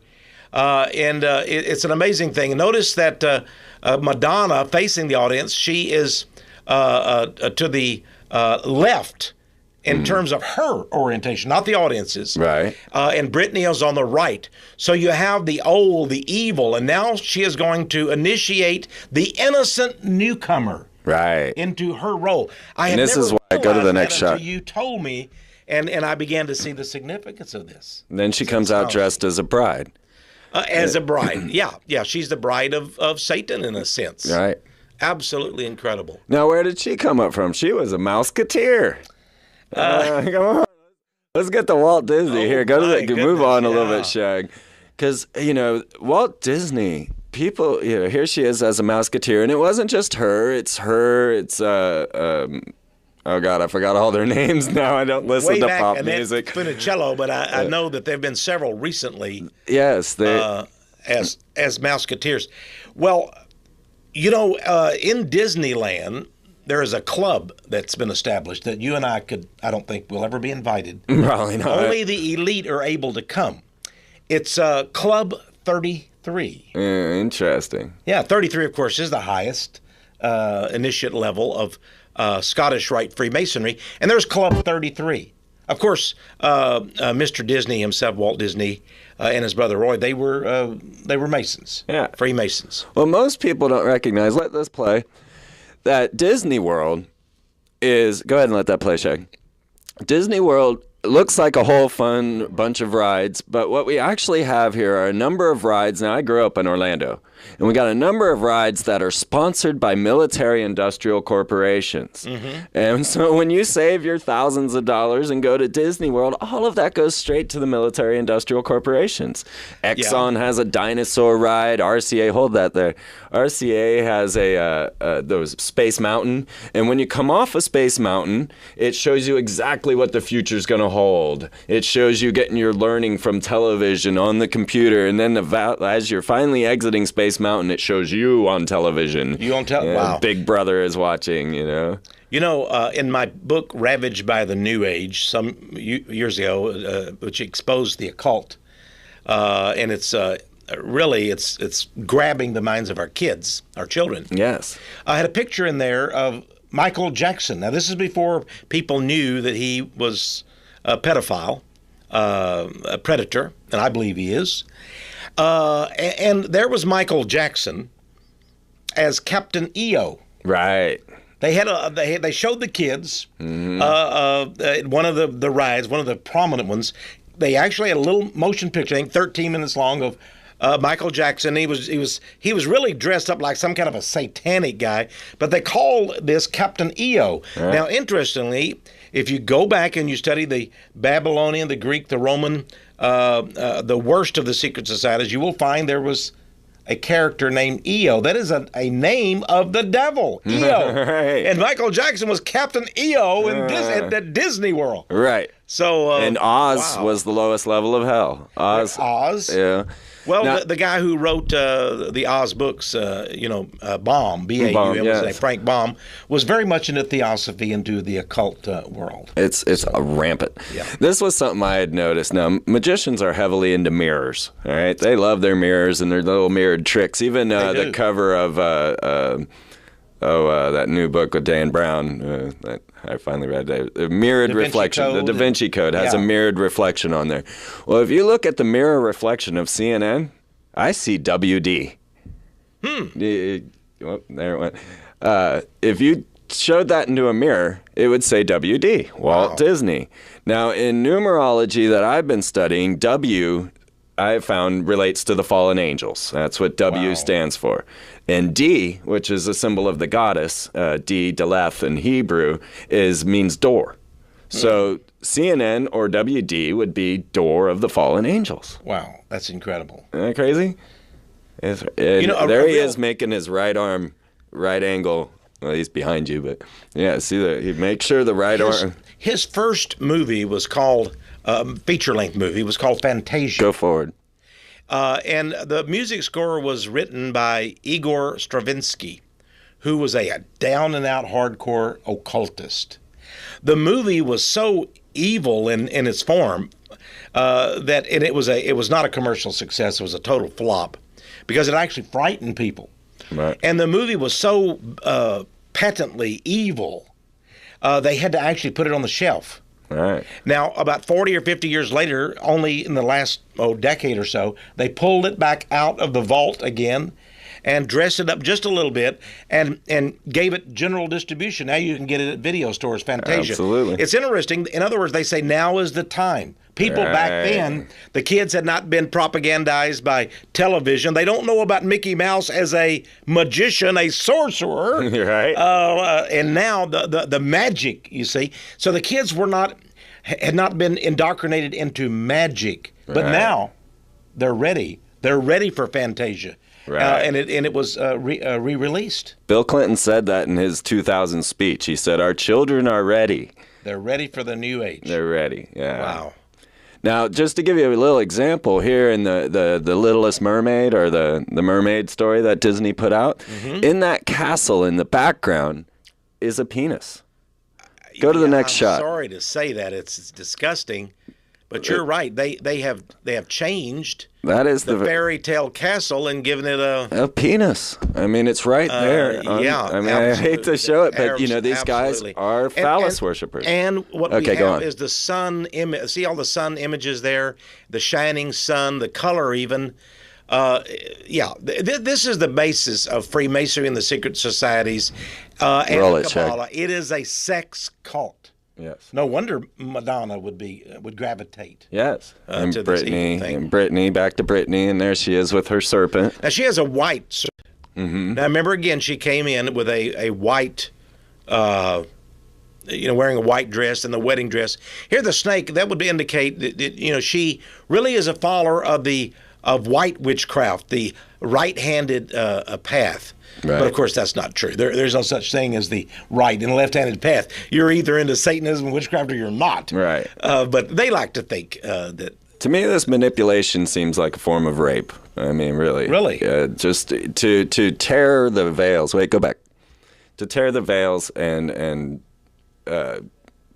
force mystical events to occur. Oh, I see what you mean. Well, they schedule all these things and everything, even the presidential inauguration oftentimes, all the elements of it, even the Bible that they give the oath from is from St. John's Lodge in New York City, a Masonic lodge. Everything is steeped in occultism. My father's ritual Bible. And I heard that when Ronald Reagan was going to take his oath of office, his wife couldn't hold this heavy thing. So they substituted a different Bible for him. Yeah, we did. I don't know if you'll get this, but people look at this. It says Holy Bible and it looks just great, but down here you have the square and the compass and the G inside. Yes. And this is the male, and he's mounted over the woman, the square. Right. And it's a diamond. The Hindus talk about the diamond in the lotus, which is a sex phrase, because they practice tantric sexual yoga and the Hindu faith, and there the word G, which the Masons will tell you means God. Then later they tell their own Masonic people it means geometry. Right. But then in the deeper levels of the secret societies and Freemasonry, you find out that it means the generative act. In other words, sex. Right. It's a sex cult. Based in Kabbalah. Go ahead and keep going here. That's a Sephiroth there. Yes. The 10 parts of the Kabbalah. And there's our goddess of the pentagram. Now the tarot cards is interesting because the tarot cards, all of the tarot cards are based on the 22 letters of the Hebrew alphabet. Right. Here we get back again to the Kabbalah, and all of the tarot cards are based on those. And this is how you can decipher a lot of the corporate logos through the tarot. You know, that's true. There are many artists have done different variations, but they're all the same. You have the Joker, you have the magician, right? The goddess, really. Yeah, that's very fascinating. Keep rolling. Yeah, this was Venus with the pentagram and our goddess Columbia with the eye. Now, what I found interesting as I started to think about it, Jack Blood had asked me, well, what is it with the eye? He's like, we got this cult of the all-seeing eye. What's the eye symbolize? Well, I didn't have an answer right away. So, of course, I had to go digging. I was like, wait a minute, now I got to be able to answer that question. Well, ayin, going back to Hebrew letters, ayin, the Hebrew letter ayin, means eye. Mm-hmm. But in the tarot card, go to the next shot, the eye, ayin, means devil. Wow. That is the Hebrew letter I, the Hebrew letter ayin. So the I is the devil. That would make sense. God himself, in the Old Testament, Moses asked him his name. He said, my name is I am. Right. I am that I am. And so the devil, wishing to take upon himself, being a pretender, the stature of God, then would try to steal the eye. And since it says, the eye is on the sparrow, God's eye, he would say, well, I am the all-seeing eye, not God. Right. I am the all-knowing, omniscient God myself. And, what a devilish lie that would be. Yes. Yes. All right, so here we got to the trusted choice and the whole idea of these guys being reverent. Go ahead and okay, now look at that, though, for a moment. All right, hold on. Have our mighty president, and this sign is behind him. And, that must be some corporate logo or whatever. I don't know what it means. Right, I don't know what it is either. But what company it is, the trusted choice, there's a little R behind it, meaning it's a registered trademark. Right. But you see how the whoever filmed this, and this is probably on television or whatever, or probably magazines and newspapers had this picture. The subtle idea is planted in people's mind. Yes. Here we have people being programmed. He's the trusted choice. Yes. You can have faith in W. Recently, in one of the major magazines, was a picture of Bush, and right behind him was a huge mural of Jesus. Yes, I think that's coming up. Okay. Let's keep rolling with these because, well, I managed to take this one downtown. Okay. That's our favorite little bass player downtown, but I thought it funny because he has a crown on his head. He has a crown. Yeah, you can stage these things. See that? You can. You've shown exactly. I did that. Yeah. So here's Bush with a crown. Given a little hand sign of the unholy Trinity, perhaps. Right. And then we have, he's a crown. He's a godlike man from the Olympia. Oh, yes. I mean, he's... Yeah, keep going. And the Pope with horns? Now, that one I think was just a lucky shot. Yeah, well, it could be, yeah. Maybe somebody saw it. After they take the shots, though, That's remember, true. In these magazines, they have art committees, right. Photographic committees. They choose photos, especially on the covers of magazines. A whole committee sits and says, what are we going to have this week for the cover of our magazine? So even though this was a lucky shot, perhaps, it was chosen for inclusion. A little sign there. Right. Very good point. So this was just a representation of the halo, and then go to the next shot. And, well. There we have the God man with a halo, the sun halo, the sun god of America. Yes. Looking very somber and very Like a deity. Now, he just is right now trying to pass a bill saying that Wicca is not an acceptable religion in the military. Oh, really? Yeah, they just now, actually the pastors in the military, I meant to bring this article with me, but the pastors in the military actually have a code in their books saying, well, yeah, they can practice their Wicca. Their handbook. And they sit over and watch it, but now George Bush is saying, well, I don't think Wicca is really a form of religion and can't be allowed in the military. Well, that must, I think this is something, a little bone he would throw to his fundamentalist Christian. I'm a Christian, of course, but this is a little bone they throw to the fundamentalist Christians. Mm-hmm. And then they go, wow, this guy is for us. He's one of us. Right. And, it makes his constituency happy. Yes. And that's it. Yes. And that's it. But the fact that he is into witchcraft himself, and a member of the Order in Skull and Bones makes a mockery that he really would oppose witchcraft. That's just plain simple. Yeah, I mean, he does witchcraft. Go ahead and keep rolling with that. They absolutely practice witchcraft.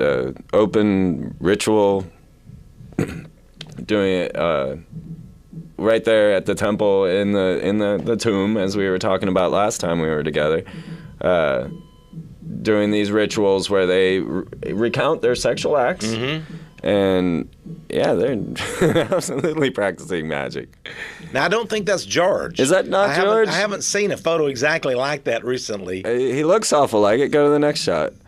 Although Time Magazine had Clinton. Yeah, I think that's the same guy. Oh, yes. Okay, I think that was the same guy. Now, some people would say that's the UT symbol. But, of course, that's an impossibility.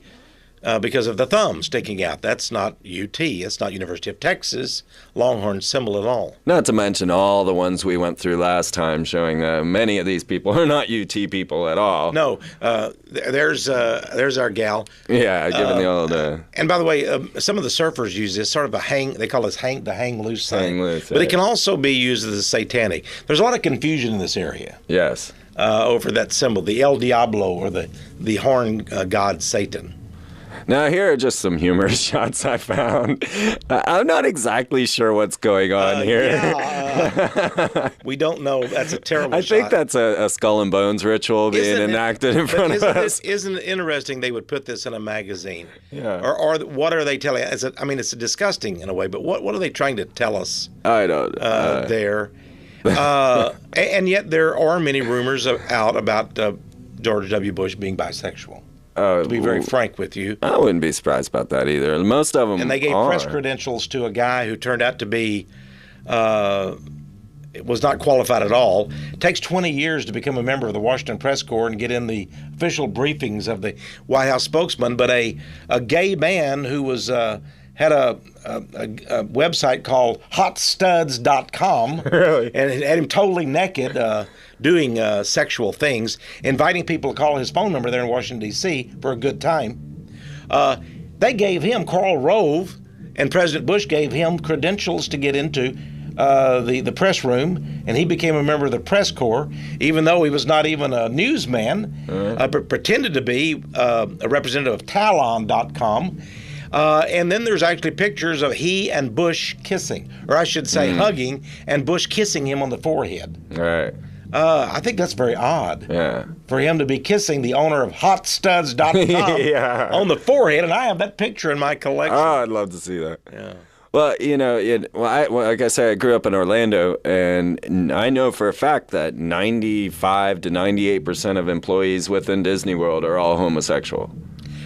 And that's why probably they promote the homosexual characters now. They're beginning to. Yes, they do. Even in The Lion King, said a couple of the characters were gays. Bush fell off his bike there. Got a little blooded. You sure Laura didn't take care of him on occasion? Sometimes I wonder if he's just shape-shifting. This guy, I mean, come on.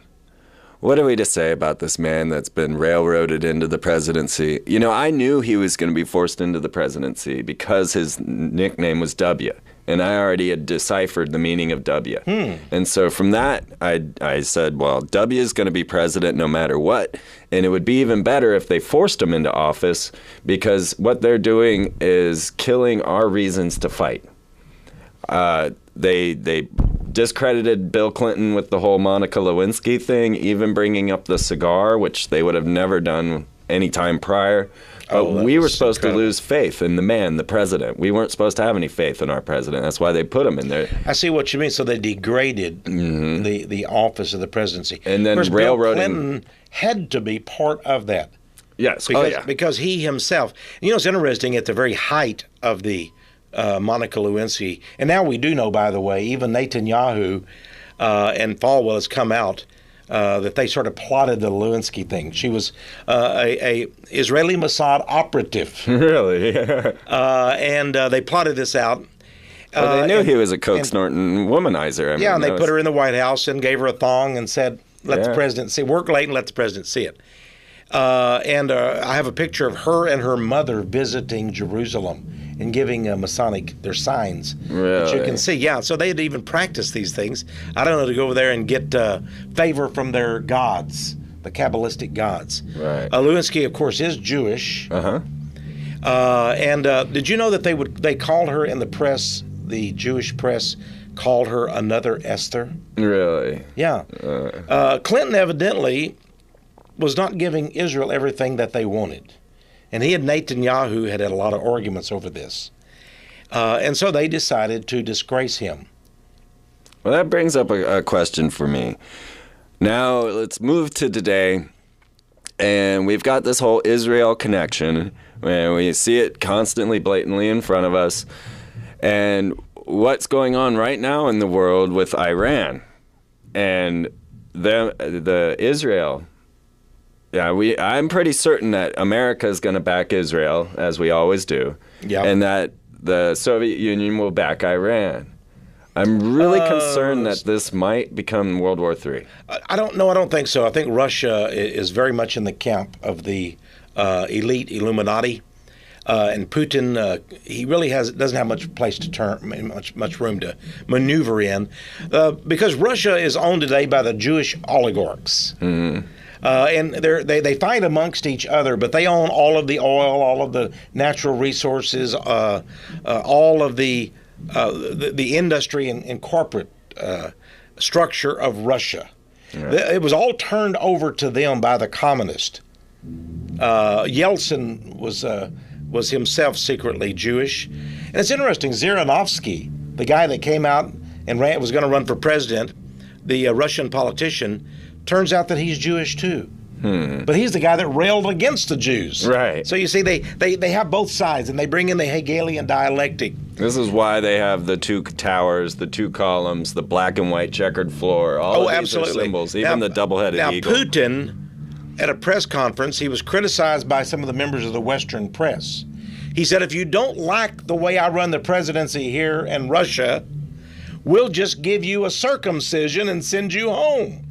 That was Putin's statement. We'll give you a circumcision. How much more Jewish could a statement be? Right. I've never had anybody threaten me with a circumcision. Right. That's an incredible statement. Maybe he was railing against some Gentile newsmen. I don't know what he was saying, but I have that statement in that press release in my files. So, but they create the illusion of differences. Right. That was. But I don't think at all that there's a problem there. Well, what happened in Iraq? Russia said, "Oh no, don't go in there. You know, Saddam Hussein is our client, our friend. We went in anyway." And what did Russia do? Nothing. Right. We went in Afghanistan. So I think that the Russians are pretty putrid right now. They don't have the capability. They are controlled by the same Jewish elite. Right. Well, I expect Third World War to be set up. I got this little quote here from... Well, I believe that. I believe it could be a religious war, though, and it's already begun, perhaps, with Iraq and Afghanistan, the Muslims. Uh-huh. Go ahead. I'm sorry. Well, no, that's fine. This was just a little something that Albert Pike had said, that he wanted to foment the Third World War by between the Zionists and the Arabs.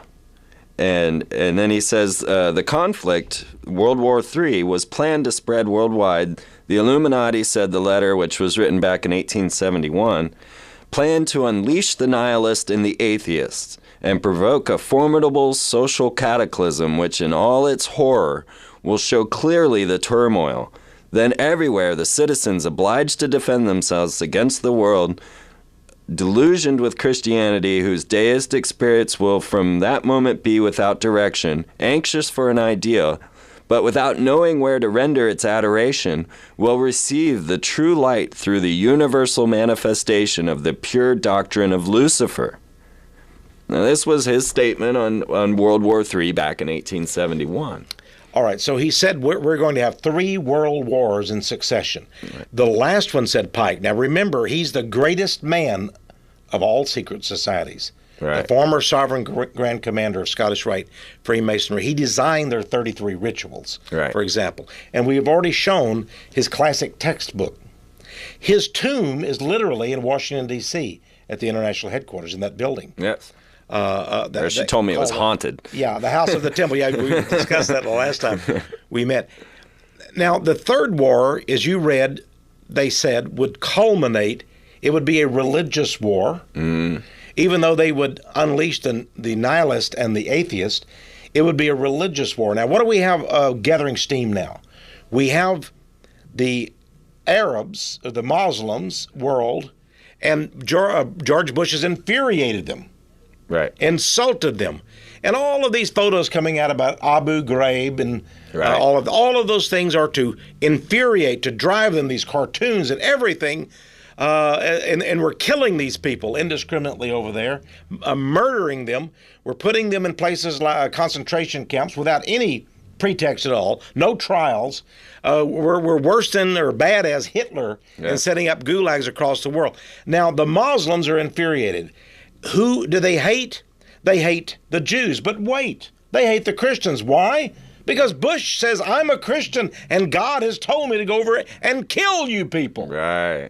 Now, at the same time then, the Christian right wing is led by Falwell, Dobson, Robertson, and all of them are saying, go over and kill the Arabs. Yeah. Mohammed was nothing but a pedophile monster, and now let's go kill all the Arabs.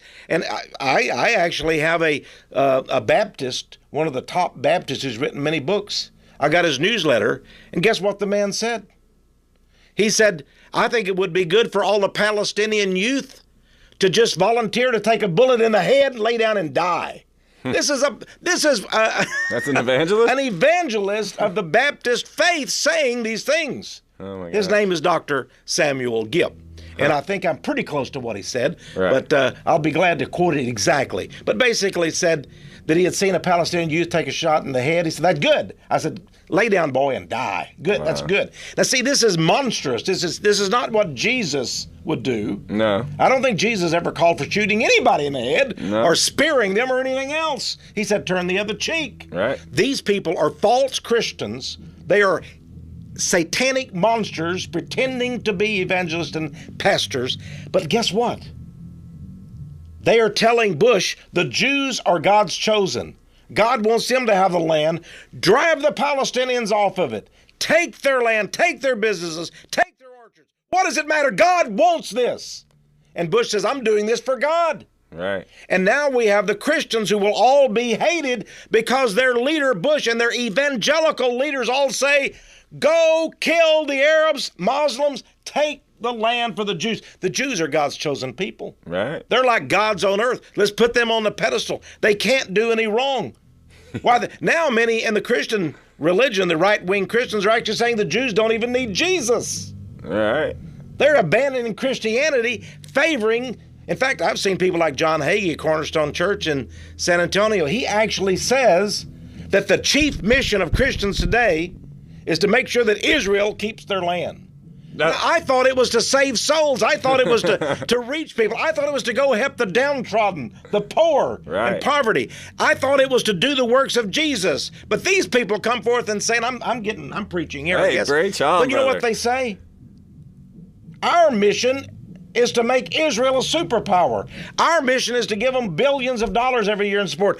Our mission is to make sure the Muslims don't get the bomb, even though Israel has 400 nuclear weapons as a minimum. Right. At their, all produced in their own Dimona plant. And by the way, they were given the plans for the atomic bomb, just like the Russians were, by Jewish spies here in the United States. Right. So we've given the atomic bomb, nuclear weapons, to Israel. How would you feel if you were Iranian, you were Syrian, you were a Muslim sitting over in Libya, knowing that people who hate you, who say they're superior to you racially, sitting in Israel, have 400 nuclear bombs, and they have aircraft that can deliver the bombs, and they have nuclear submarines that can shoot missiles with bombs and kill you instantly. And I have a quote from a Hebrew professor at Hebrew University, I should say, Jewish, who says, if the Europeans don't do what we say, we'll nuke them too. We can topple the capitals of Europe with our nuclear bombs.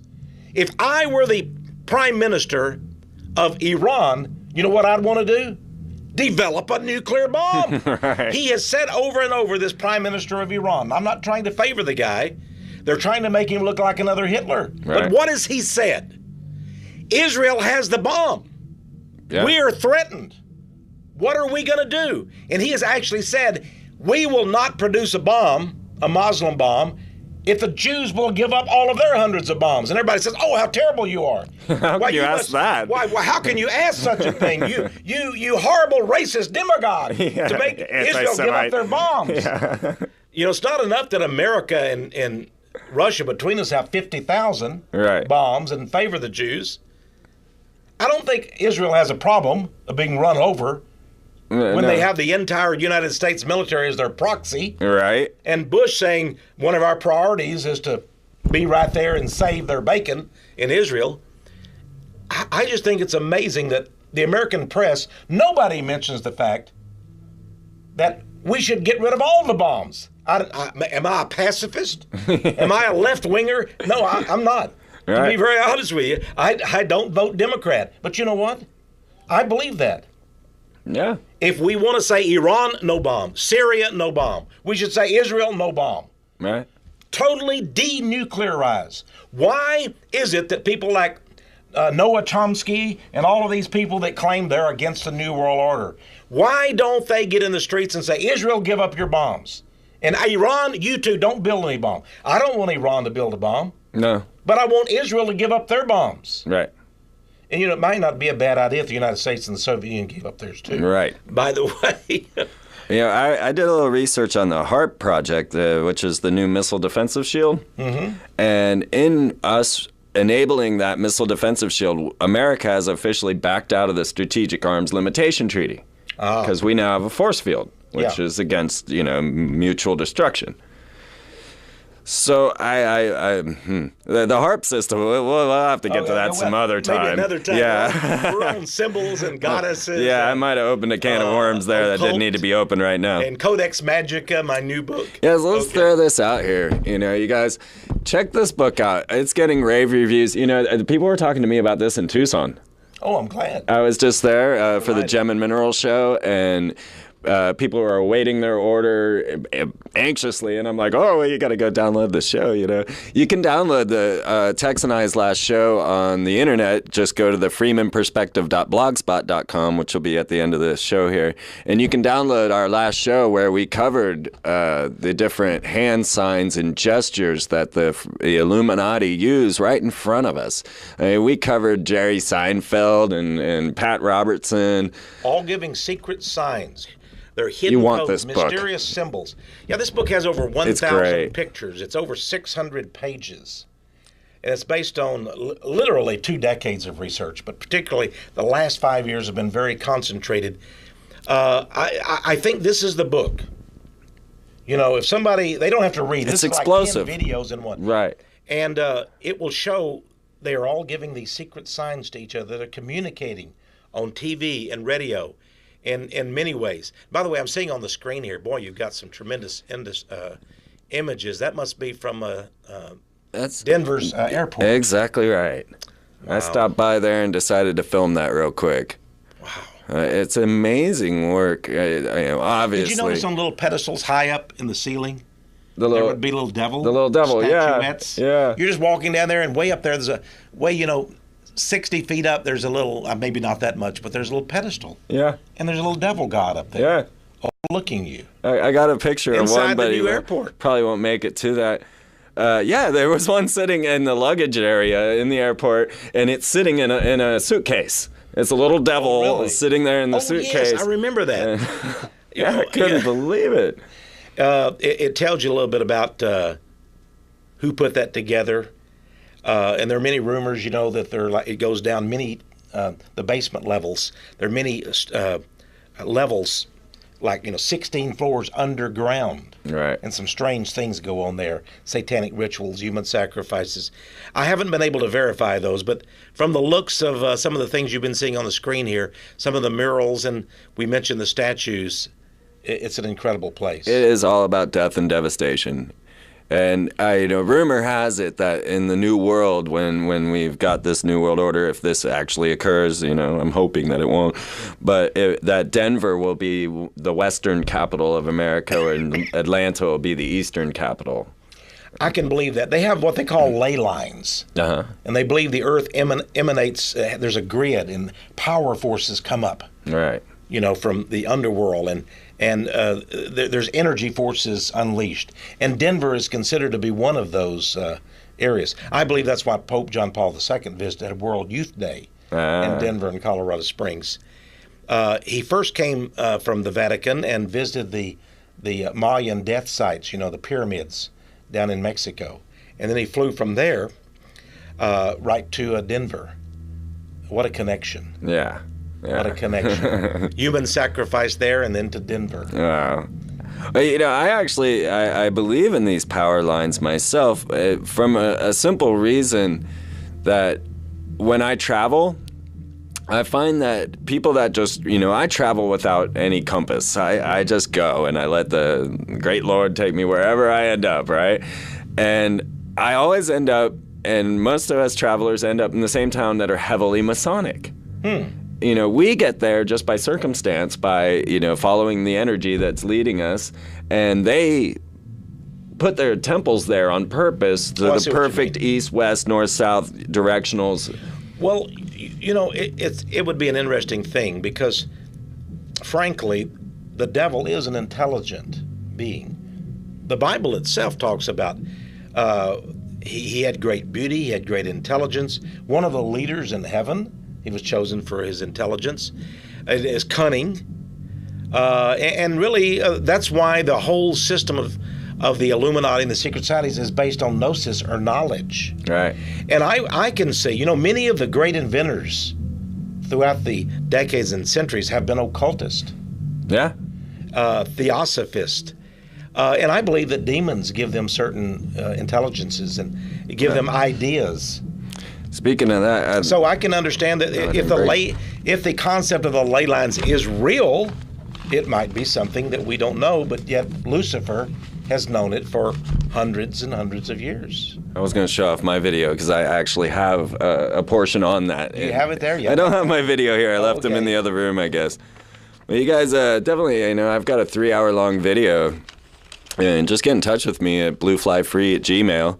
And I'll hook you up with the video. It's 3 hours. It's the first 6 episodes of the Freeman Perspective. It goes into corporate logos, the occultic meanings, and all of that good stuff. Now, what is your website, the address again? It's the freemanperspective.blogspot.com. Okay. I'm working on getting one that's just like freeman.com, Well, we're gonna link you if it's okay with you. We'd like to link you on powerprophecy.com. Absolutely. So you're linked on mine. And just look for the links. And if you're not, you will be there tomorrow. All right. I'll have our webmaster put you on there. And so they go to Power Prophecy, go to links, and then go right to yours. And if you come to mine, then you can look, and there's Power Prophecy linked to mine already. I appreciate that, but you just go right to the links and go right to yours too. Absolutely. We'll put you on there. So you'll see the Freeman Perspective and the rest of it there. Because there are very few people like us. There are very few people that I've come across that are uncovering this level of the ritual that's going on. People, they believe in the whole, there's a secret society conspiracy occurring, and these men give themselves secret handshakes so that they know one another and then they can help one another. Now, all of this is true, but there's the whole other level, the biblical level, the ritual, magical level that they're performing that most people just, well, the atheist and the nihilist, they have no concept that this is even something that's a possibility. That's right. They don't believe in a magical world. They don't believe in demons. They don't believe in angels even. Right. But it's everywhere. It's wrapped around us. The whole world is based on this. And it only makes sense. That's the way the world is made. But it does defy people's comfort zones. Yes. They're frightened to believe in these things. And many of them have looked at this program today and said, I can't believe this. This can't be true. Right. But they need to see your earlier video. They need to see my book, Codex Magica. Yes. And over 1,000 pictures. And, of course, there are many explanations and captions and such. Not to mention the actual handbooks of the Freemasons and other groups themselves. Oh, yeah. I've proved it by showing the Secret Society's own handbooks, textbooks, yes, encyclopedias, and so forth. Once they see this, their lives, everybody's lives will be changed. Maybe we've begun a change in people's lives on this program. I think we have. Freeman. I think we have. And there's some people out there that already know these things. Yes. And I praise the Lord for them. And they're going to make change happen. Well, let's carry on, Texe. All right. Thank you. Thank you again. Freeman. Another fast hour.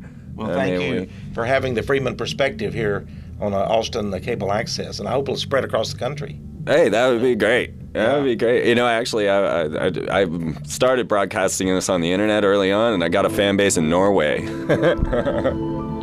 Well, that's the end of it. I do have over 1,000 pictures in my new book, Codex Magica. Many of them are incredible pictures from ancient manuals and textbooks of the occult, going all the way back to pagan mystery Babylon.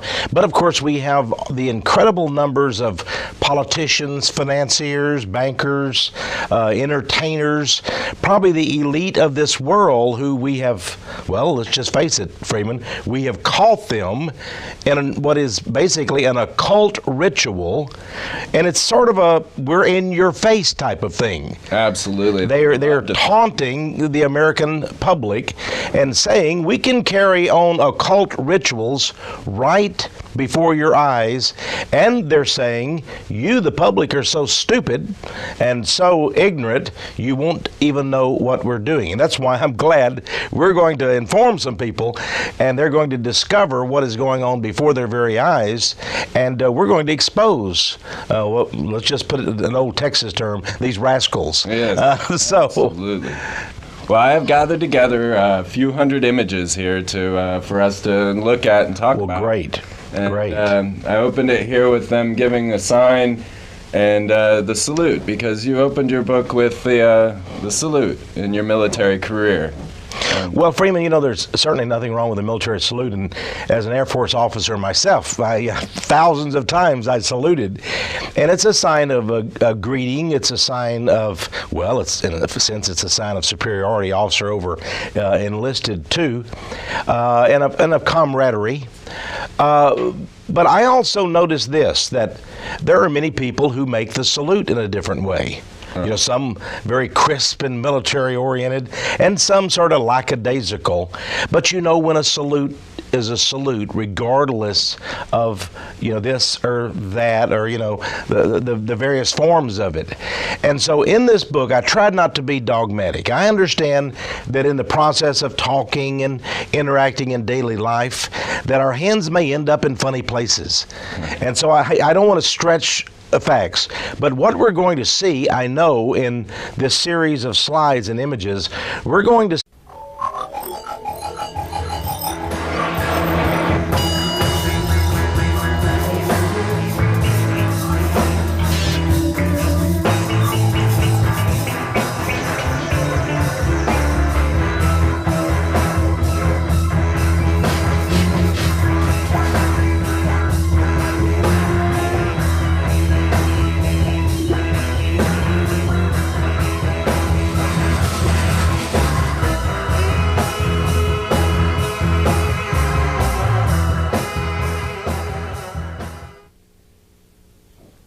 So when is a handshake more than just a handshake? When it's there to signify an allegiance to a secret society, when it's there as a symbol to let other members know that you're with them. All through the ages, secret societies have used secret gestures and signs to allow themselves to know one another, to let you know just who's in this pack. So when is a wave more than just a wave? When it's meant to signify something to those in the know, those who belong to the secret societies. Now, most of you think these are guys that just dress up in silly outfits and ride around in little scooters. They may seem innocuous enough.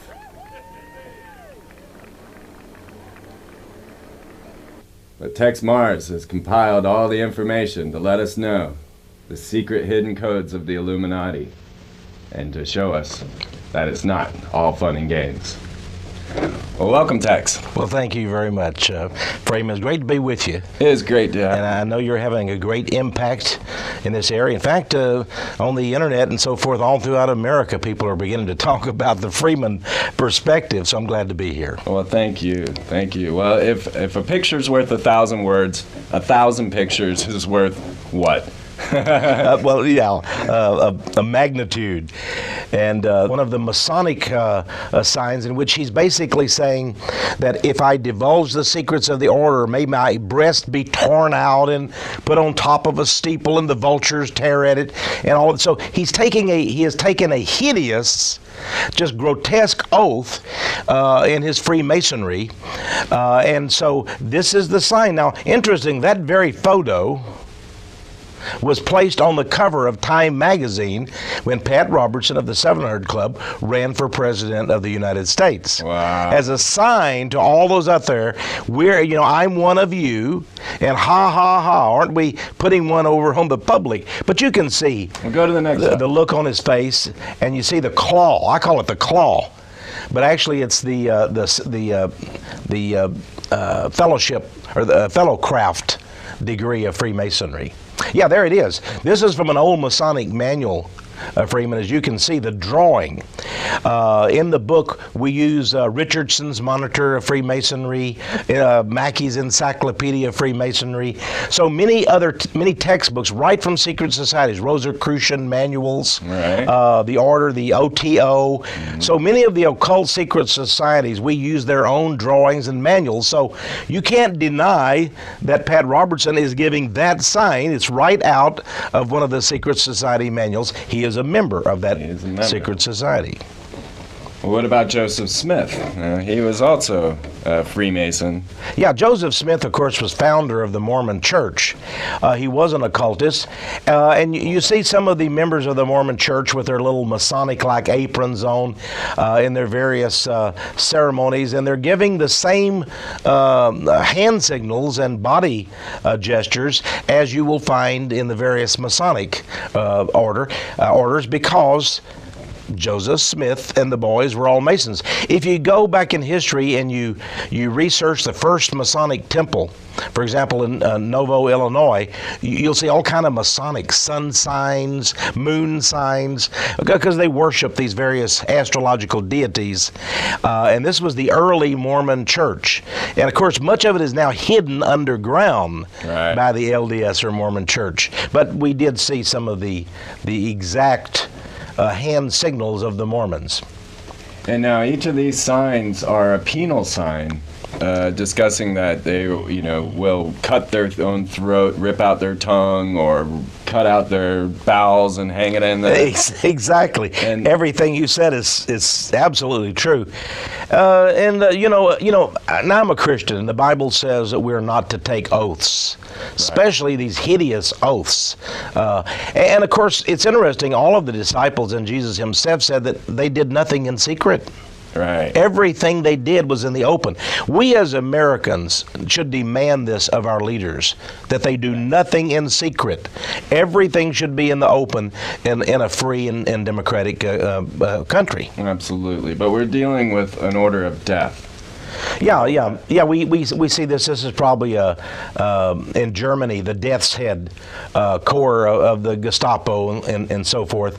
And of course, the Death's Head has been barred by the Order of Skull and Bones as one of their symbols, as you know, with John Kerry being a member, right. Senator John Kerry, and George W. Bush, and his father as well. So here we have an occult brotherhood of death right here in America at Yale University. 15 young men, only the elite. I mean, if you or I went to Yale University, even if we could afford to get in, and we had the influence to get in, we're not going to be able to join. We're not going to be tapped, as they call it, for the Order of Skull and Bones, and live in the tomb next to a cemetery. That's where they live. They live adjacent to a cemetery for their senior year, and they're sort of outfitted and prepared for the world, and then they become the high-level executives. And that's why George W. Bush, when he ran for governor of the state of Texas, he had no opposition. No. The minute he chose to run, the Bush dynasty went into operation, and all the other people said, we don't want any part of that. We don't want to make the Bush dynasty mad at us. So these people have favored lives, you see. And knowing this crew, I really believe that H.W. would have used some ritual and also psychological warfare on his own child to see hand signs quite often that are improbable. They're not by accident. They're designed on purpose. They are a form of occultic or satanic art. And it's interesting. Marshall McLuhan, the famous Canadian who wrote about the media and how the media was able to brainwash people, he said something I thought was interesting. In one sentence, he stated, "The police state is now a work of art." Absolutely. And I think that's a fascinating thing. Are we going into a police state? And you're showing some things here, the Nazis and others. We see various hand salutes. There's Arnold Schwarzenegger. Surely he's not giving the Nazi salute, is he, Freeman? Well, he loves the Nazis, and his father was SS, and yes. He wants to be dictator of the world. He did say it. The only difference that I see between Hitler giving his salute and Ashcroft and Bush and Billy Graham is that they're smiling. Well, yeah, and smile they should. After all, look at the success that they're able to. You take Graham, of course. In 1966, he was at the House of the Temple for the 33rd degree initiation ceremony. And this was reported to me by Jim Shaw, who went on to renounce Freemasonry. He was initiated as a 33rd degree Mason. So Billy Graham is a high-level member of a secret society. This is how Billy Graham became famous. This is they make these people through PR. They own the media, and they're able to manufacture personalities. Absolutely. I see this, and I see it over and over again, and we're going to cover so many of these people to see how they create these type of mindsets. That's really what it is. It's a mindset that people are being placed into. And so now we're seeing open Satanism around us all over the place. That's what it is. It is a form of Satanism. Now remember, people in many of the secret, well, there's an example right there. Pat Robertson, you see that as a very irregular. People don't pose for a picture with their hand looking like a claw. Right. And of course this has to do with the